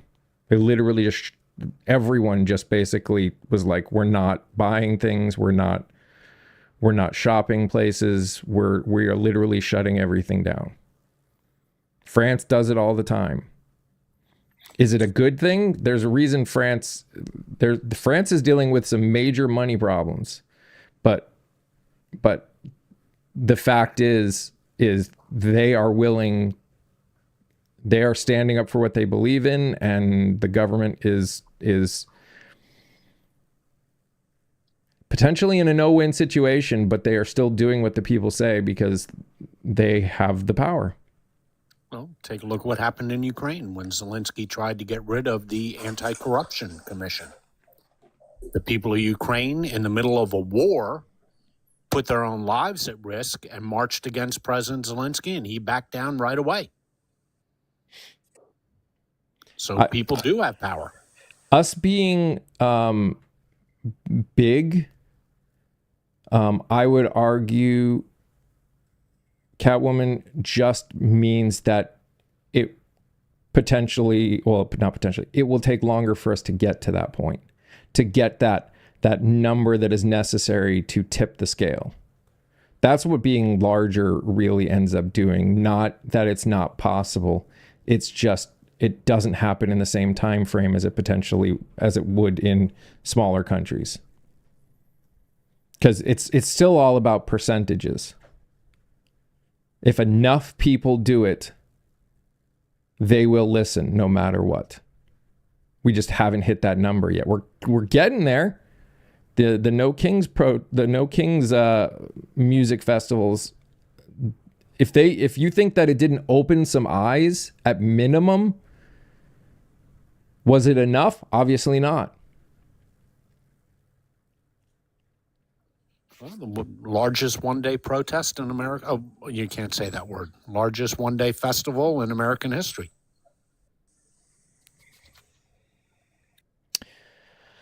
All right, guys. Scott, you want to do your thing quick? Sure. As always, a fascinating conversation led by your host, Mike, who we're all very appreciative of to provide this wonderful space. And if you look in the upper left-hand corner, you will see Mike's name. To the right of that is an orange heart. Please tap on the orange heart. And you all know what's going to happen. A big box is going to drop down. And on the right-hand side of that box will be 6 small rectangular boxes. Some will be blank. Don't worry about those. But others will be shaded in black. Please tap on those boxes, folks. That way your content creator, Mike, gets points, and he certainly deserves them. But guess what? You know what I'm about to say. There's a door number 2 there. You get the same amount of points. And in this economy, trust me, we all need points. So do it now, because he's about to get off. Now, I know we're pressed for time. Don't forget the Discord. That's where members of the community can discuss any subject that they want to talk about, from food to politics to movies to books. Doesn't matter. If you want to talk about it, you can talk about it on Discord. Don't forget the Substack. That's where Mike opines on a subject dear to his heart that day, and he welcomes community engagement. And best yet, you can listen to it or read it. It's up to you. Now, where are you going to get a deal like that? And finally, please, please, please, if you haven't done it yet, subscribe to YouTube. If you haven't done it, do it today, please. The reason being is twofold. One, we don't know what's going to happen here. That's sort of up in the air. And secondly, you get to hear some really interesting long-form content. We were just discussing his latest one today. So you're probably dying to hear what Kaylee had to say and what Mike had to say to her. So why not take this afternoon, or take right now after you get off this live, hop on over to the tube and just subscribe.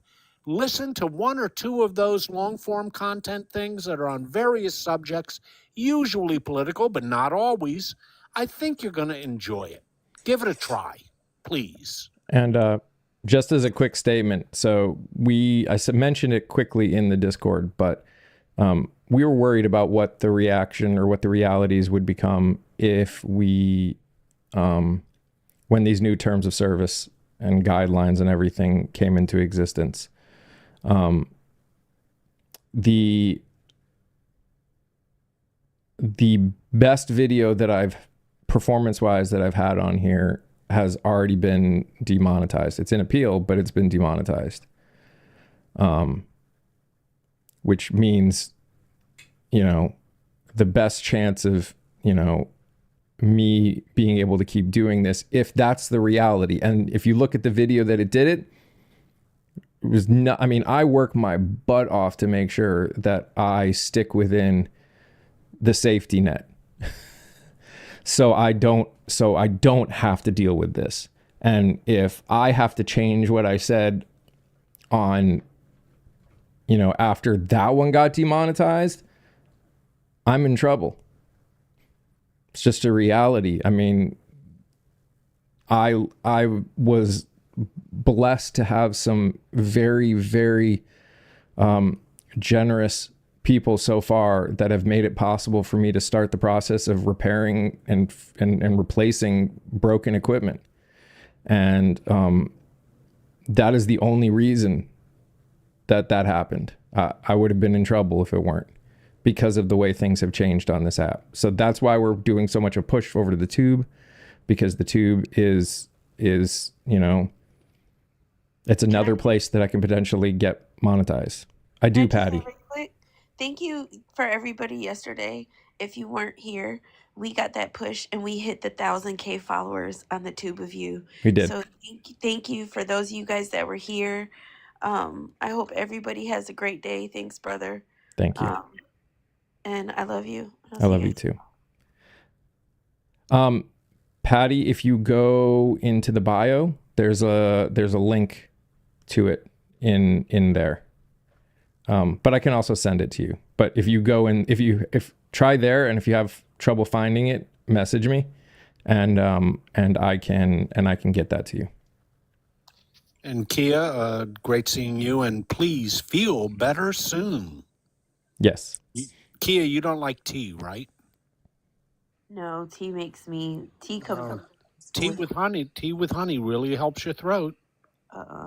Okay, you like scotch? Have a few of those. Then you won't give a rat's ass if your throat hurts or not. I just want to say quick, but that's the reason why I'm pushing. The best thing you can do to help me is not only engage with content here and be here. That helps me so much, but watching through the content over there in its entirety and then engaging with it. And if you have people that can be a part of the community too, sending it to them. Like that's how this grows. That's how this all happens. And watching it all the way through over there helps more than you know. So,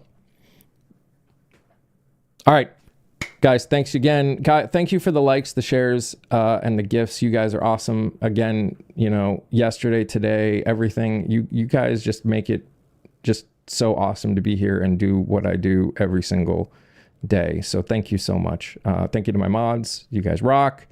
I will see you tomorrow. If you're in the Discord, keep an eye out. If I end up talking with Kaylee and she wants to go live later today and it's a time that works for me, we'll probably do it. So if it'll be a great time to ask questions of her and just get to know her and, you know, hopefully push her platform to other people in Idaho. So we'll see you guys at minimum tomorrow. You guys are amazing just the way you are, and I love you all very much. Stay safe, stay healthy. Remember to sing, laugh, dance, smile. Do something that makes you happy. Bye, guys.